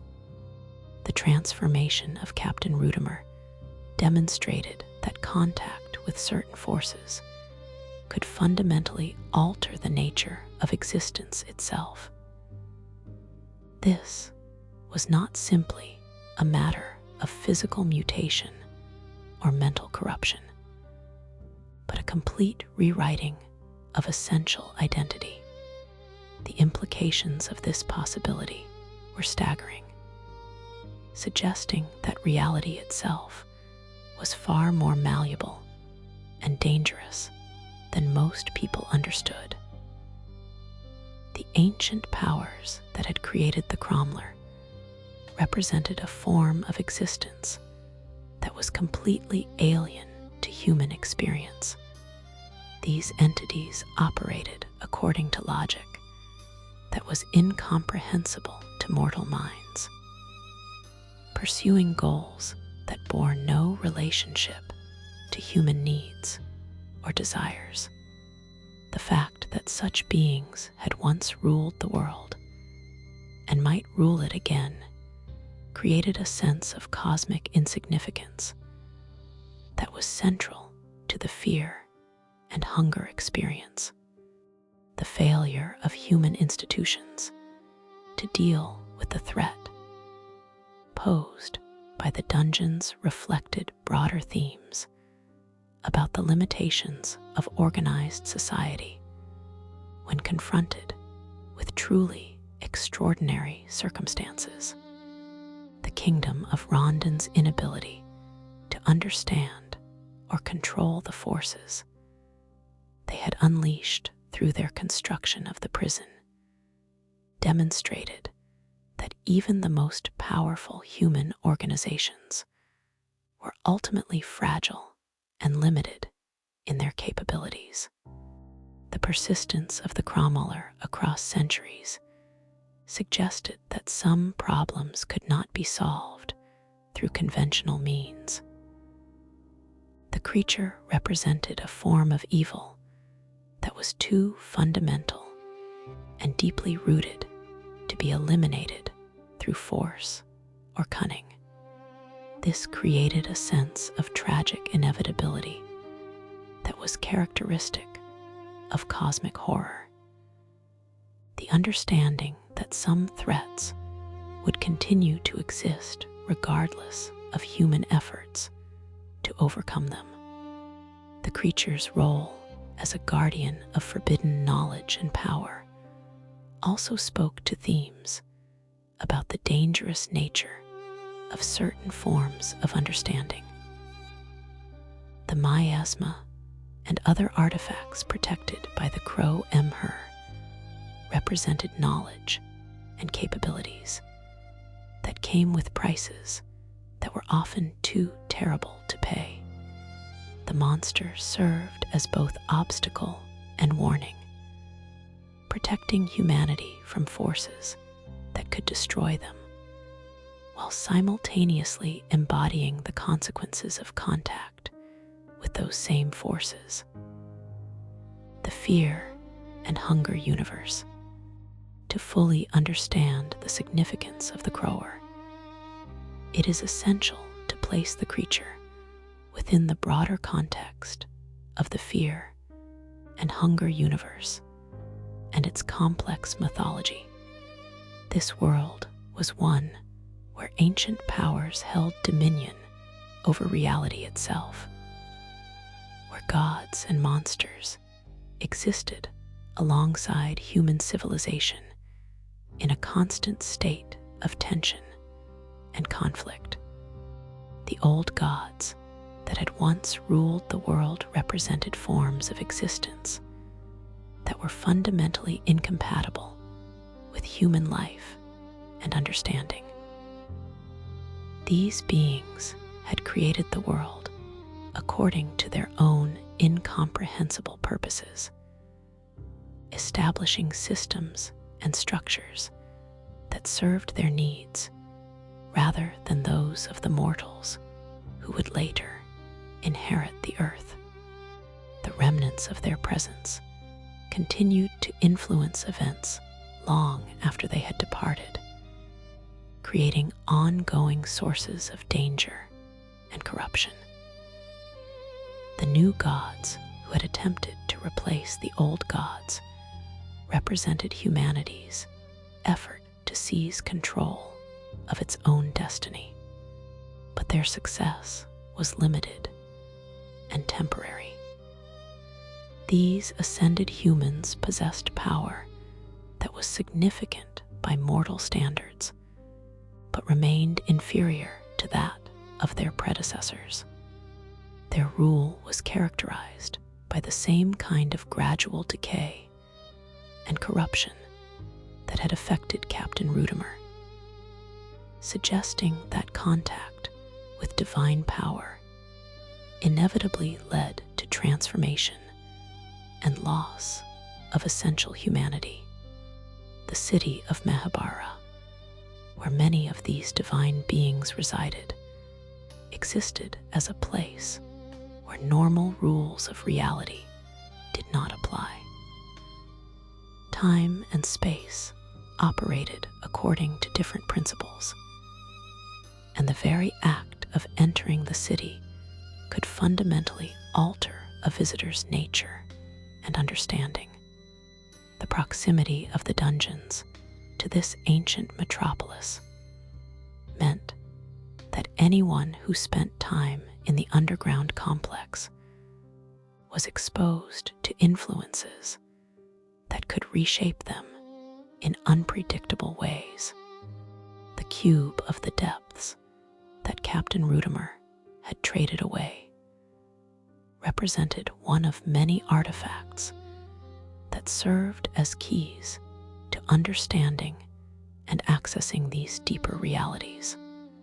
These objects were not simply tools, but were imbued with the essence of the powers that had created them, making them dangerous to handle and impossible to fully understand through conventional study. The loss of such items often had consequences that extended far beyond the immediate circumstances of their disposal.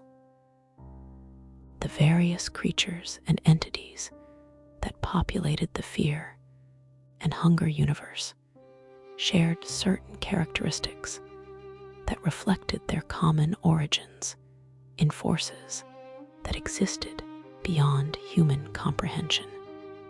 Many of them, like the Crow Mauler, were the products of transformation rather than natural evolution, created through contact with powers that remade existing life forms according to their own alien purposes. The lasting legacy, the Crow Mauler's impact on the fear and hunger narrative, extended far beyond its immediate role as an antagonist. The creature represented themes and concepts that were central to the entire series, serving as a symbol of the corrupting influence of ancient powers and the fragility of human identity when confronted with cosmic horror. The monster's design and behavior influenced the development of other creatures within the fear and hunger universe, establishing patterns and conventions that would be repeated and refined in subsequent encounters.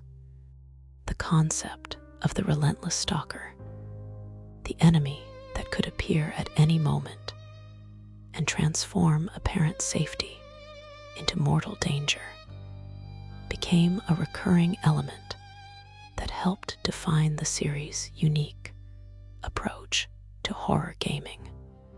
The tragic backstory of Captain Rudimer provided a template for understanding how ordinary individuals could be transformed into instruments of terror through circumstances beyond their control. This theme of unwilling transformation appeared throughout the Fear and Hunger series, creating a sense of empathy for monsters that might otherwise be dismissed as simple obstacles or enemies. The creature's connection to broader mythological and institutional themes also established the series' commitment to exploring complex ideas about power, authority, and the nature of civilization itself. The Crowler was not simply a monster, but a symbol of what could happen when human systems failed to understand or control the forces they attempted to harness. The enduring popularity of the Crow Mauler among fans of the series demonstrated the effectiveness of its design and the resonance of the themes it represented. The creature became an iconic figure within the Fear and Hunger community, inspiring artwork, discussions, and analysis that extended far beyond its original context. This lasting impact spoke to the power of well-crafted horror to create images and ideas that continue to influence and inspire long after their initial presentation. The creature's appearance in Fear and Hunger 2, Terrina confirmed its status as a central figure within the series' mythology, demonstrating that some elements of the story were too significant to be confined to a single game or narrative. The Crow Mauler had become part of the fundamental identity of the Fear and Hunger universe, a symbol of the series' commitment to exploring the darkest aspects of human experience and cosmic horror. The technical achievement from a technical perspective. The Crow Mauler represented a significant achievement in indie game development. Creator Miro Havernan managed to create a creature that was both mechanically challenging and emotionally resonant, combining gameplay innovation with narrative depth in ways that were rare in the horror gaming genre.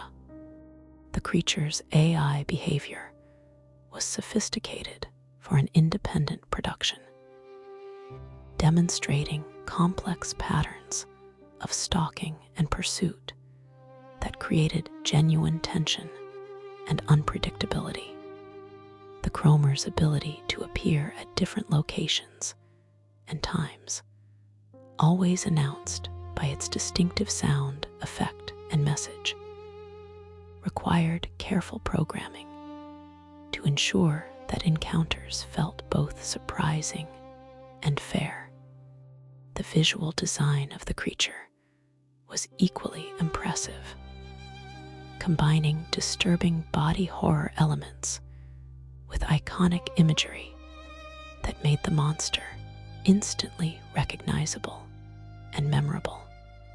The fusion of human and avian characteristics was handled with skill and restraint, creating a design that was unsettling without being gratuitously grotesque. The integration of the Crowler into the game's broader systems was seamless, with the creature's presence affecting multiple aspects of gameplay beyond simple combat encounters. The monster's role as guardian of important areas and items created meaningful choices for players, while its optional nature ensured that different play styles and skill levels could be accommodated. The sound design associated with the Crower was particularly effective, with the creature's announcement and accompanying audio creating an immediate sense of dread and tension. The use of audio cues to signal the monster's presence was a masterful example of how sound could be used to create atmosphere and emotional impact in gaming. The lasting technical influence of the Crow Mauler could be seen in subsequent indie horror games that attempted to recreate its combination of stalker mechanics and psychological terror. The creature had established a new standard for what could be achieved with limited resources and creative vision, inspiring other developers to explore similar approaches to horror game design. Conclusion: the eternal hunt. And so concludes our deep dive into the tragic tale of the Crow Mauler, one of gaming's most haunting transformations. We've traced the journey from Captain Rudimer, a dedicated soldier trying to fulfill an impossible mission, to the terrifying creature that stalks the depths of the dungeons of fear and hunger. His story serves as a powerful reminder of how even the most noble intentions can be corrupted by forces beyond human understanding. The Crower stands as a testament to the power of horror fiction to explore fundamental questions about identity, duty, and the price of confronting the unknown. Captain Rudimer's transformation into this relentless hunter represents more than simple body horror.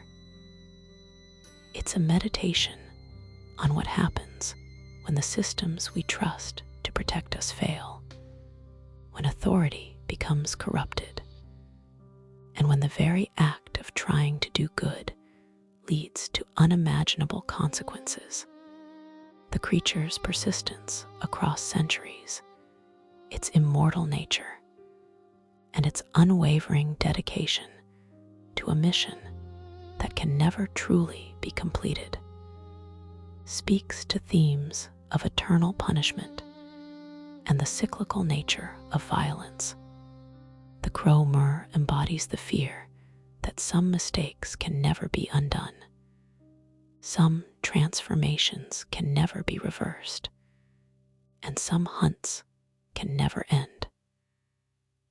In the broader context of the fear and hunger universe, the Crow Mauler serves as a perfect symbol of the series' central themes. It represents the collision between human ambition and cosmic horror, the transformation of noble purpose into monstrous compulsion, and the price that must be paid when mortals dare to venture into realms that were never meant for human understanding. The creature's design and behavior continue to influence horror gaming to this day, establishing patterns and conventions that have been adopted and adapted by countless other creators. The Crow Mauler proved that indie developers could create experiences that were every bit as memorable and impactful as those produced by major studios, inspiring a generation of horror game creators to explore new approaches to fear and tension. Yet perhaps the most lasting impact of the Crowler lies in its ability to generate empathy for a monster. By providing the detailed backstory of Captain Rudimer's transformation, the game forces players to confront the humanity that still exists within the creature, however buried or corrupted it might be. This adds layers of tragedy and complexity to what could have been a simple antagonist, creating an emotional resonance that extends far beyond the immediate fear response. The story of the Crow Mauler reminds us that the most effective horror often comes not from external threats, but from the transformation of familiar things into something alien and terrible. Captain Rudimer was not inherently evil or corrupt. He was a dedicated soldier who found himself in circumstances that no amount of training or preparation could have equipped him to handle. His fall serves as a warning about the fragility of human nature when confronted with forces that operate according to fundamentally different principles than our own. In our modern world, where institutions and authority figures face constant scrutiny and challenge, the story of the Crow Mauler carries particular relevance. It explores what happens when the systems we depend on for protection and order become corrupted by influences they cannot understand or control. The creature represents the ultimate failure of institutional authority, transformed from protector into predator through exposure to powers that recognize no human law or morality.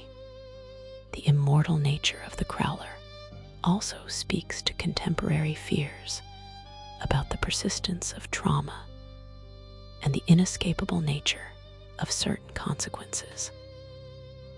Like the creature itself, some wounds never heal, some damages can never be repaired, and some hunts continue long after their original purpose has been forgotten or perverted.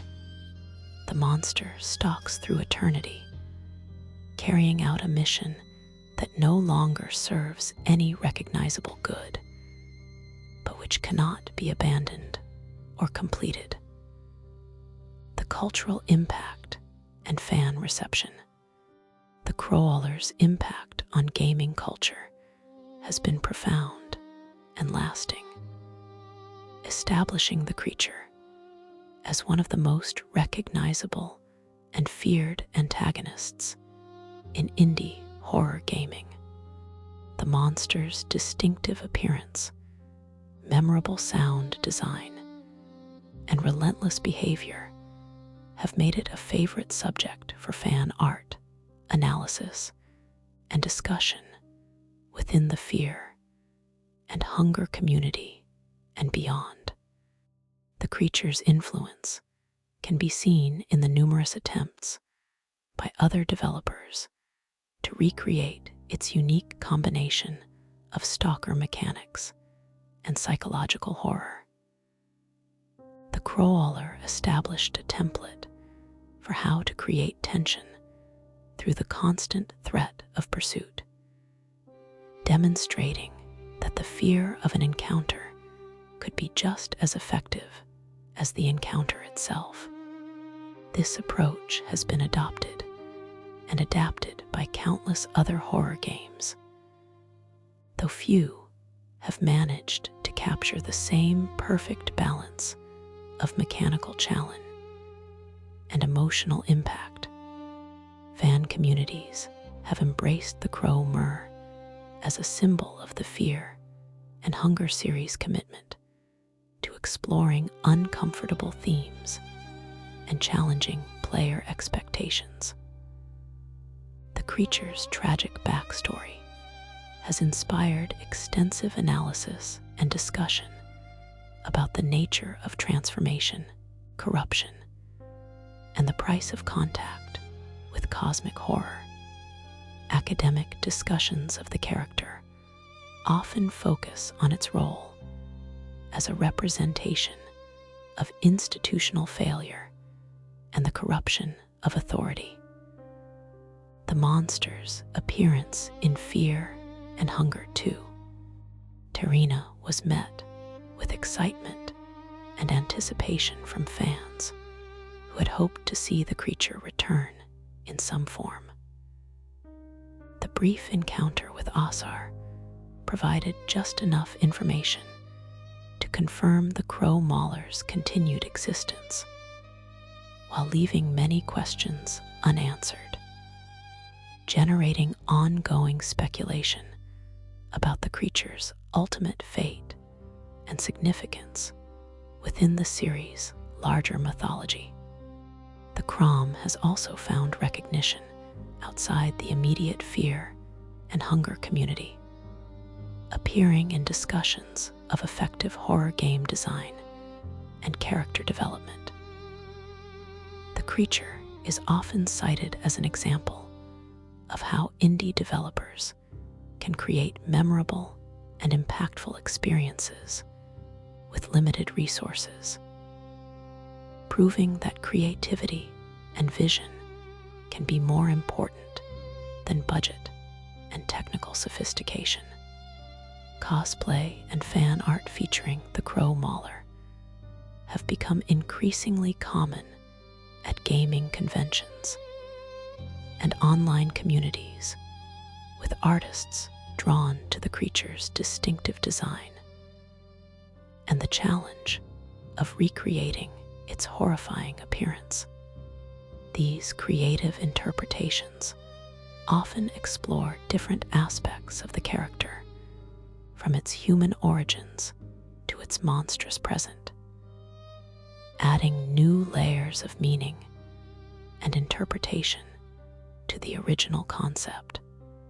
The creature's inclusion in various best of lists and horror gaming retrospectives has helped cement its status as a classic antagonist worthy of study and appreciation. Gaming historians and critics have praised the Chrome's design and implementation as examples of how horror games can create lasting emotional impact through careful attention to atmosphere, character development, and thematic consistency. The philosophy of cosmic horror. The Crow Mauler embodies many of the key principles of cosmic horror, a genre that explores themes of human insignificance in the face of vast, incomprehensible forces.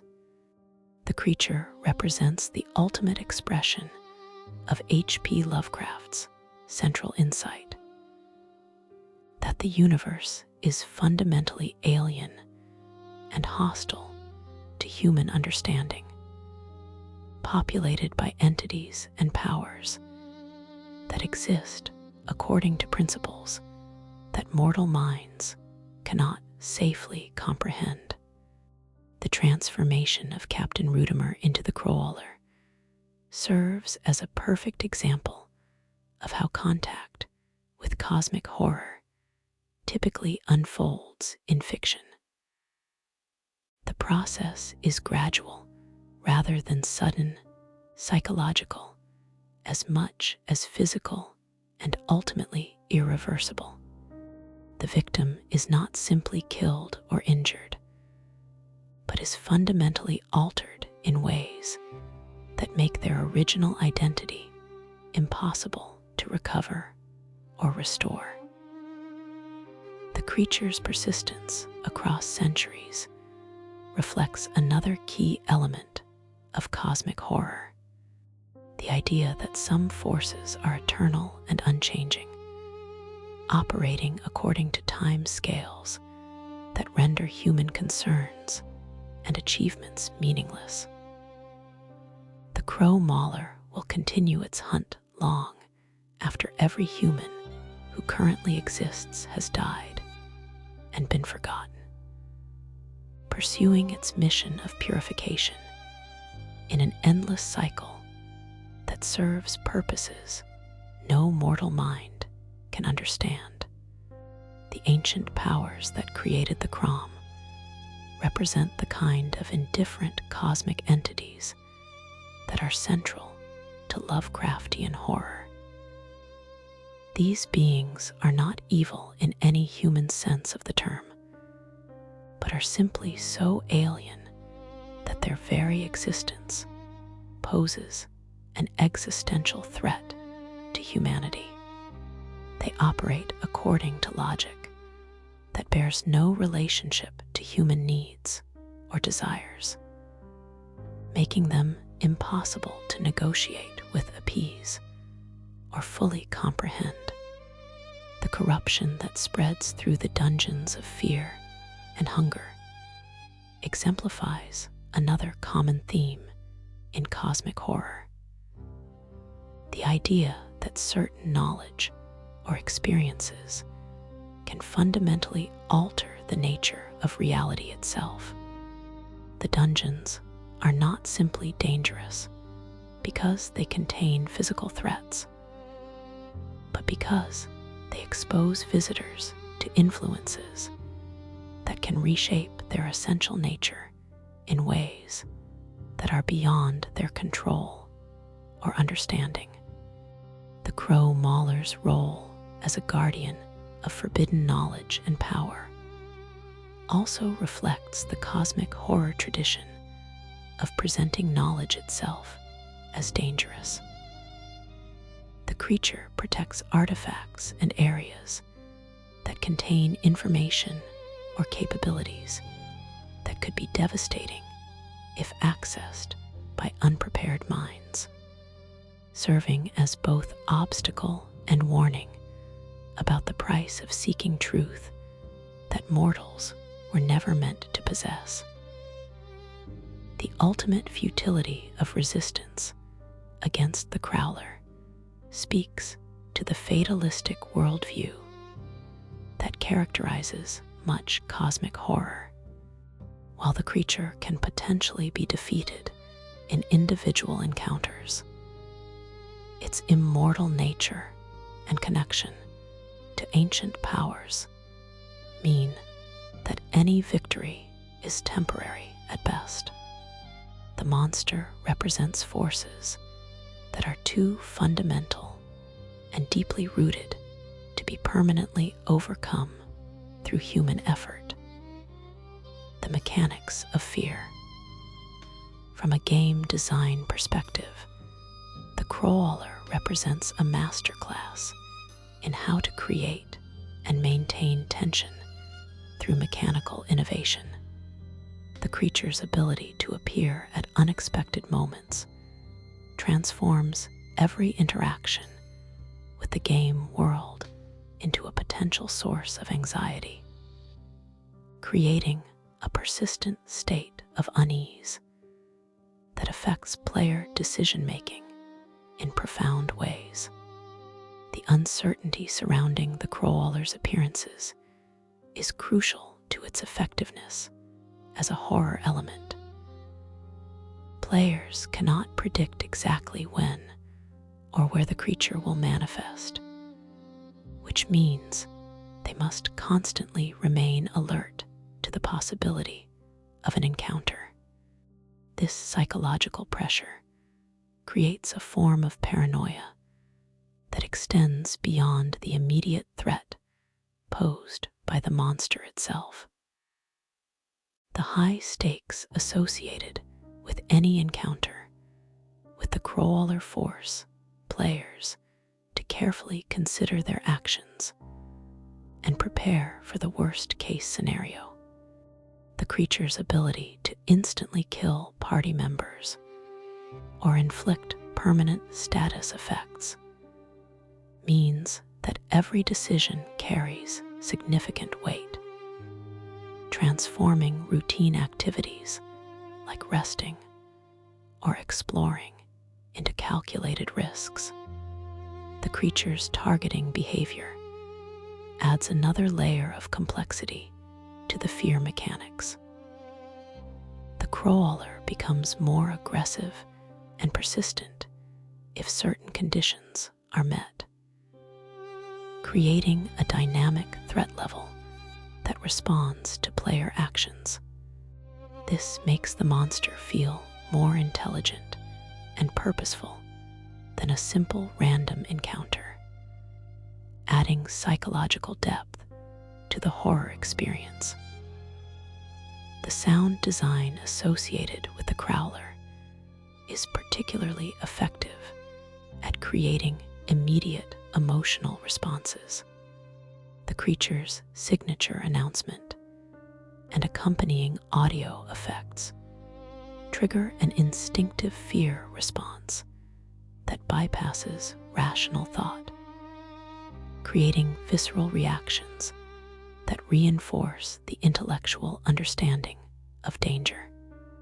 The optional nature of confronting the Crow Mauler creates an interesting risk-reward dynamic that allows different types of players to engage with the horror in ways that suit their preferences and skill levels.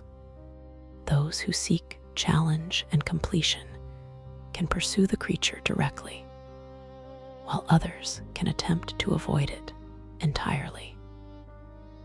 Though the constant possibility of encounter means that no one can completely ignore its presence, the creature's persistence and tracking abilities prevent players from feeling truly safe once they have entered its domain. Traditional safe zones and escape routes become unreliable when facing an enemy that can appear at any exit and will continue to pursue its targets regardless of distance or obstacles. This creates a claustrophobic atmosphere that that intensifies over time rather than diminishing through familiarity. The evolution of horror gaming. The Crow Mauler arrived at a time when horror gaming was undergoing significant evolution, with indie developers beginning to explore new approaches to fear and tension that differed from the conventions established by major studio productions. The creature's design and implementation helped establish new standards for what could be achieved with limited resources and creative vision. The monster's success demonstrated that effective horror did not require cutting-edge graphics or expensive production values, but could be achieved through careful attention to atmosphere, pacing, and psychological impact. The Crow Mauler proved that a single well-designed enemy could be more memorable and impactful than dozens of technically impressive but emotionally hollow encounters. The creature's influence can be seen in the increasing emphasis on stalker mechanics and persistent threats in subsequent horror games. Many developers have attempted to recreate the Crow Mauler's combination of unpredictability, high stakes, and relentless pursuit, though few have managed to achieve the same perfect balance of challenge and terror. The philosophical depth underlying the Crow Mauler's design also reflected a broader trend toward more intellectually ambitious horror gaming. The creature was not simply a monster to be defeated, but a symbol of larger themes about transformation, corruption, and the price of confronting the unknown. This approach helped establish horror games as a legitimate medium for exploring complex ideas and emotions. The community response to the Crow Mauler demonstrated the hunger that existed among players for more sophisticated and challenging horror experiences. The creature's popularity showed that audiences were willing to engage with difficult and potentially frustrating mechanics if they were integrated into a compelling narrative and thematic framework. The technical innovations associated with the Crow Mauler's implementation have been adopted and refined by numerous other developers, contributing to the overall advancement of horror game design. The creature's stalking AI, sound design, and integration with the game's broader systems established new benchmarks for what could be achieved in the indie horror space. The lasting impact of the Crow Mauler on horror gaming culture has been profound, inspiring not only direct imitations, but also creative interpretations that explore similar themes through different approaches. The creature has become a touchstone for discussions about effective horror design, serving as an example of how technical innovation and artistic vision can combine to create truly memorable experiences. The nature of transformation. The transformation of Captain Rudimer into the Crow Mauler raises fundamental questions about the nature of identity and consciousness that extend far beyond the immediate context of horror fiction. The gradual process through which a human being becomes something entirely alien suggests that identity might be far more fragile and malleable than most people assume, vulnerable to forces that can reshape it according to their own purposes. Based on the creature's behavior, the corruption that consumed Rudimer appears to have operated on multiple levels simultaneously, affecting his physical form, mental processes, and what we might call his spiritual essence in ways that were interconnected and mutually reinforcing. This comprehensive transformation points to the possibility that identity is not as stable as we typically believe. The retention of certain aspects of Rudimer's original personality within the Crow Mauler creates a disturbing ambiguity about continuity between the man and the monster. The creature's dedication to purging corruption from the dungeons could be seen as echoing the captain's original mission, though in a form so perverted and absolute that it serves entirely different purposes. The question of whether any meaningful trace of Captain Rudimer survives within the Crow Mauler has profound implications for understanding the nature of consciousness and personal responsibility. If some fragment of the original man persists, trapped within the monster's alien psychology, then the creature's actions take on additional layers of tragedy and horror. The irreversible nature of Rudimer's transformation speaks to fears about the permanence of certain changes and the impossibility of returning to previous states of being. Unlike conventional injuries or illnesses that might be healed with time and treatment, the captain's corruption represents a fundamental alteration that cannot be undone through any known means. The external forces responsible for the transformation raise questions about agency and responsibility that are central to cosmic horror. Rudimer did not choose to become the Crow Mauler, nor could he have prevented the process once it had begun. His fate was determined by powers that operated according to logic he could neither understand nor resist.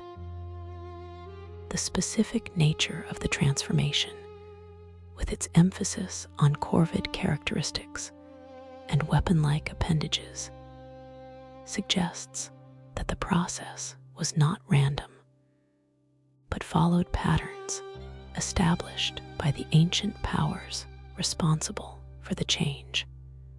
This implies that such transformations serve specific purposes within larger designs that mortals are not equipped to comprehend. The persistence of the Crow Mauler across centuries indicates that the transformation extends beyond the biological lifespan of the original human, creating a form of existence that transcends normal mortality. This suggests that the process involves fundamental alterations to the nature of existence itself, rather than simple mutation or corruption. The institutional critique, the story of the Crow Mauler, functions as a pointed critique of institutional authority and the systems that societies create to maintain order and security. Captain Rudimer's fate suggests what can happen when those institutions fail to understand or control the forces they attempt to harness, with devastating consequences for everyone involved. The kingdom of Rondon's decision to build their dungeons atop ancient catacombs. Without understanding what they were dealing with appears to reflect a common pattern in which authority figures make decisions based on incomplete information. The kingdom's leaders seem to have prioritized immediate practical concerns over the long-term consequences of their actions, potentially creating a situation that was destined to end in tragedy. The failure to provide adequate resources and support for Captain Rudimer and his men demonstrates how institutional neglect can contribute to the very problems that institutions are meant to solve. Based on the diary entries, the kingdom expected Rudimer to maintain order in an impossible situation, while providing him with insufficient tools and support to accomplish his mission. The rescue mission, led by Cyril and Lord Buckman, represents the typical institutional response to crisis, sending more people into a dangerous situation without addressing the underlying causes of the problem. The kingdom's leaders appeared to believe that the situation could be resolved through the application of superior personnel and resources, failing to recognize that they were dealing with forces that could not be overcome through conventional means. The transformation of Captain Rudimer from protector into predator illustrates how institutional authority can be corrupted and turned against the very people it is meant to serve. The Crow Mauler continues to carry out a mission of purification, but one that has been perverted to serve alien purposes rather than human needs. The persistence of the creature across centuries, long after the kingdom of Rondon and its concerns have been forgotten, suggests that some institutional failures have consequences that extend far beyond their original context. The Crow represents a form of institutional legacy that continues to cause harm long after its creators have ceased to exist. The creature's role as guardian of forbidden knowledge and power also reflects the way that institutions often become obstacles to the very goals they were created to achieve. The Crow Mauler protects artifacts and areas that could potentially be used to understand or resolve the problems that created it. But its presence makes such understanding extremely difficult or impossible to obtain. The ultimate lesson of the Crow Mauler story may be that some problems are too fundamental and deeply rooted to be solved through institutional action alone. The creature represents forces that exist beyond the scope of human organizations and their capacity to understand or control, requiring approaches that transcend conventional authority and expertise. The eternal guardian. In the deepest analysis, the Crow Mauler serves as more than just a monster or antagonist. It functions as an eternal guardian of secrets that perhaps should never be revealed, and powers that should never be wielded. The creature's relentless protection of its domain serves a purpose that may be more vital than its victims ever realize, preventing contact with forces that could bring about transformations far more terrible than its own existence. The artifacts and areas that the Crow Mauler guards contain knowledge and capabilities that come with prices that are almost always too terrible to pay. The creature's presence serves as both warning and barrier, protecting humanity from temptations that could lead to consequences far worse than simple death. In this sense, the monster performs a service that its victims cannot appreciate, sacrificing their lives to prevent exposures that could corrupt or transform them in ways that would make the Crow Mauler's own fate seem merciful by comparison. The creature's immortal nature ensures that this protection will continue indefinitely, regardless of changes in human civilization or understanding. The Crow Mauler exists outside normal historical cycles, maintaining its vigil across centuries and millennia without regard for the rise and fall of kingdoms or the evolution of human knowledge and capability.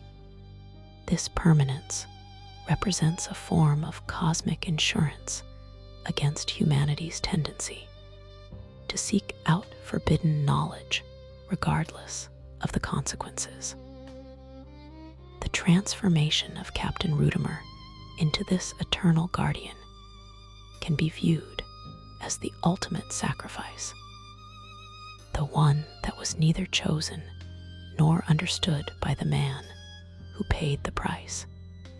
His human life and identity were consumed to create something that could serve purposes far larger than any individual existence, protecting not just his immediate contemporaries, but all future generations from dangers they could not imagine or comprehend.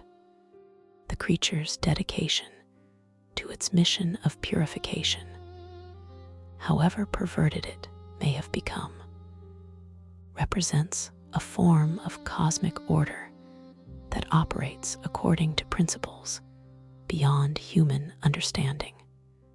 The Crow Mauler serves powers that exist on scales and timelines that render human concerns insignificant, fulfilling purposes that may be essential to the stability of reality itself.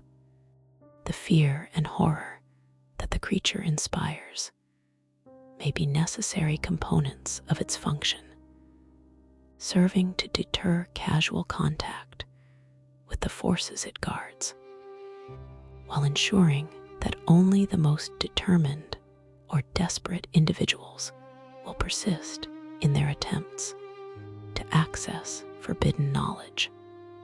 The psychological impact of encountering the Crow Mauler serves as a final test of commitment, separating those who merely seek power from those who are truly prepared to pay the price for cosmic understanding. In this interpretation, the Crow Mauler becomes a tragic but necessary figure, transformed against his will into a guardian of boundaries that must be maintained for the survival of humanity itself.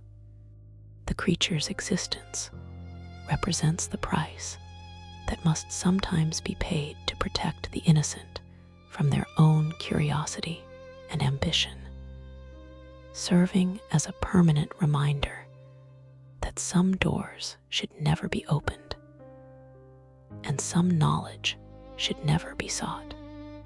Final reflections: the legacy of fear. As we reach the end of our comprehensive exploration of the Crow Mauler's story, it becomes clear that this creature represents far more than a simple video game antagonist. The monster embodies fundamental questions about the nature of duty, transformation, and sacrifice that resonate across cultures and throughout human history. Captain Rudimer's tragic fate serves as a cautionary tale about the prices that individuals and societies pay when they venture into realms beyond their understanding or capability.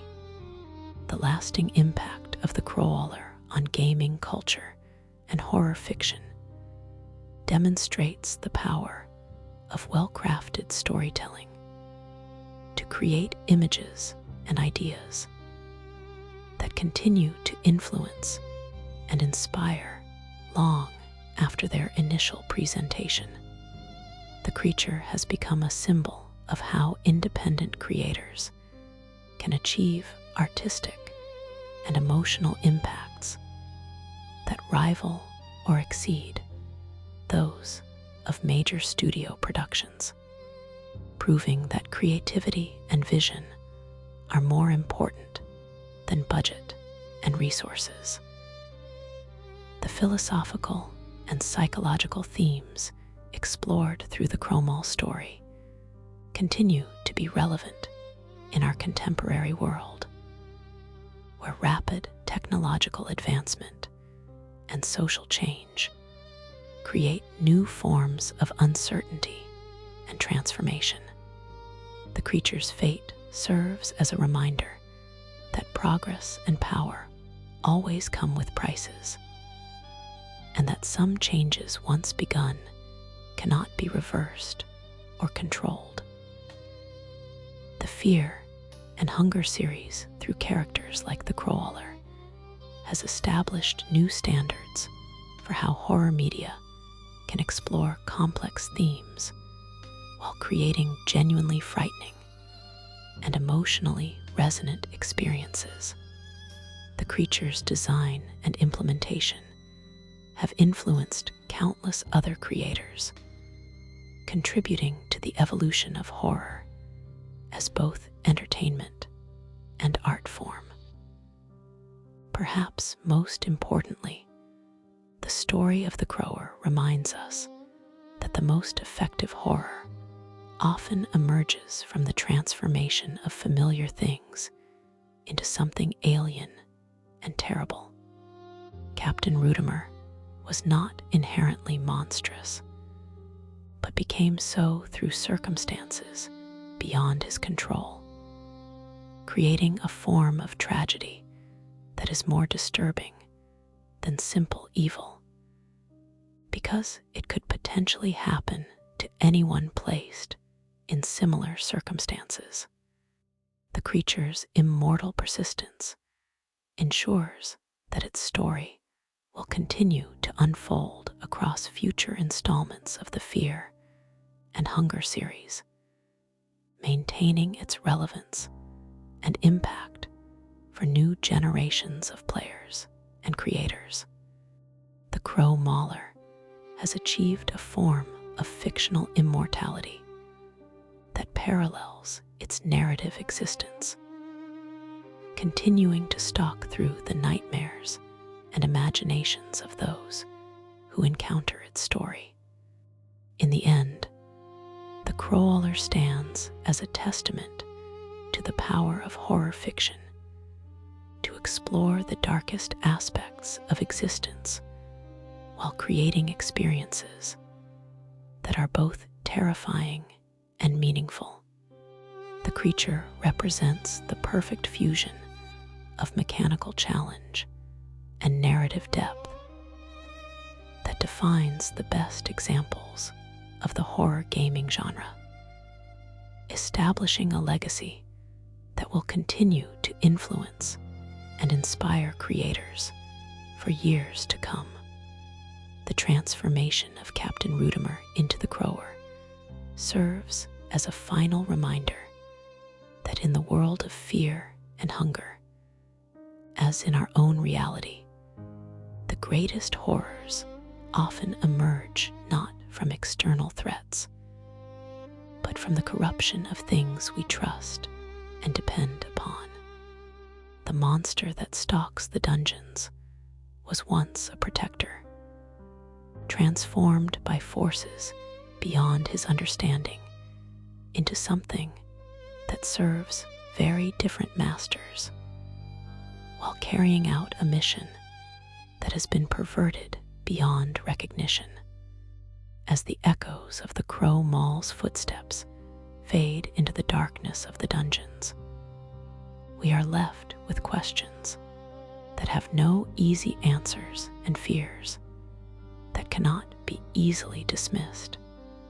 The creature's story challenges us to confront uncomfortable truths about the nature of authority, transformation, and sacrifice, while creating an experience that is both intellectually stimulating and viscerally terrifying.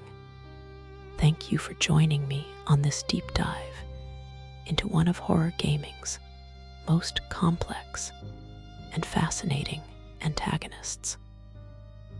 The Crow Mauler's story reminds us why we return to these dark tales again and again, not just for the thrill of fear, but for the deeper understanding they provide about ourselves and the world we inhabit. Until our next journey into gaming's greatest stories, keep exploring those epic tales, fellow adventurers. If you enjoyed this comprehensive exploration of the Crow Mauler's tragic tale, please consider liking this video and subscribing for more deep dives into gaming's most compelling narratives. Your support helps us continue creating these detailed explorations of the stories that make gaming such a rich and meaningful medium for artistic expression.